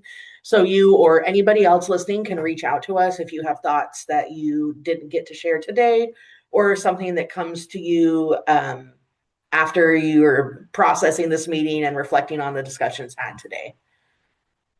If you want to go over to the next slide, Will. Yes. So our next steps. On September 15th, there is an evening community meeting. It is going to cover topics beyond HVIP, but we are going to do a recap of this work group at that evening meeting. November 18th, CARB and CalSTART have partnered to host a ride and drive event in Fresno, California. That's where vehicle purchasers or potential purchasers can come and test drive electric vehicles and equipment. This is not just centered for on-road. There are off-road equipment scheduled to be there as well.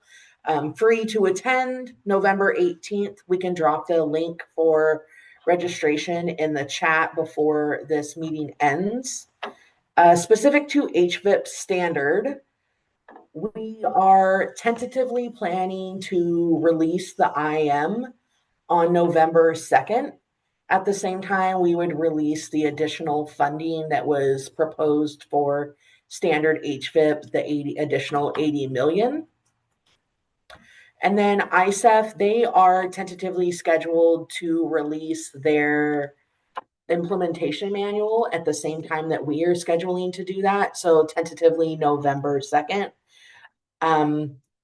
We will likely roll out the implementation manuals together. So if that date changes, theirs will likely change along with it. So those are our next steps. We can go over to the contact us slide. I will drop the link for the for the ride and drive event in the chat. And then I'm going to go ahead and pass this over to Peter Christensen, our branch chief, our outgoing branch chief, to wrap up the work group today.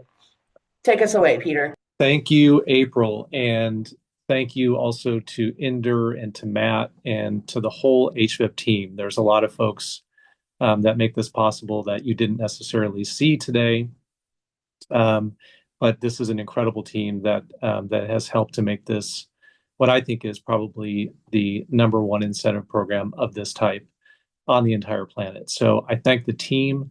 I also want to thank the stakeholders, all of you that have been with us for all of these years. This program has been in place for quite a long time now. When we first started HVIP, those of you that have been around for a while remember that we were only funding hybrids because that's the cleanest thing that was on the market at that time. And look where we've come today. In the work group today, we had nearly 400 stakeholders. And I think that just goes to show how important your input is in this program. HVIP would not look anything like what it looks like today, and it would not have the success without your input. So I really appreciate it. And I'm going to tell you that I personally have had so many good conversations and so many relationships with our stakeholders that it has really been a highlight of my career.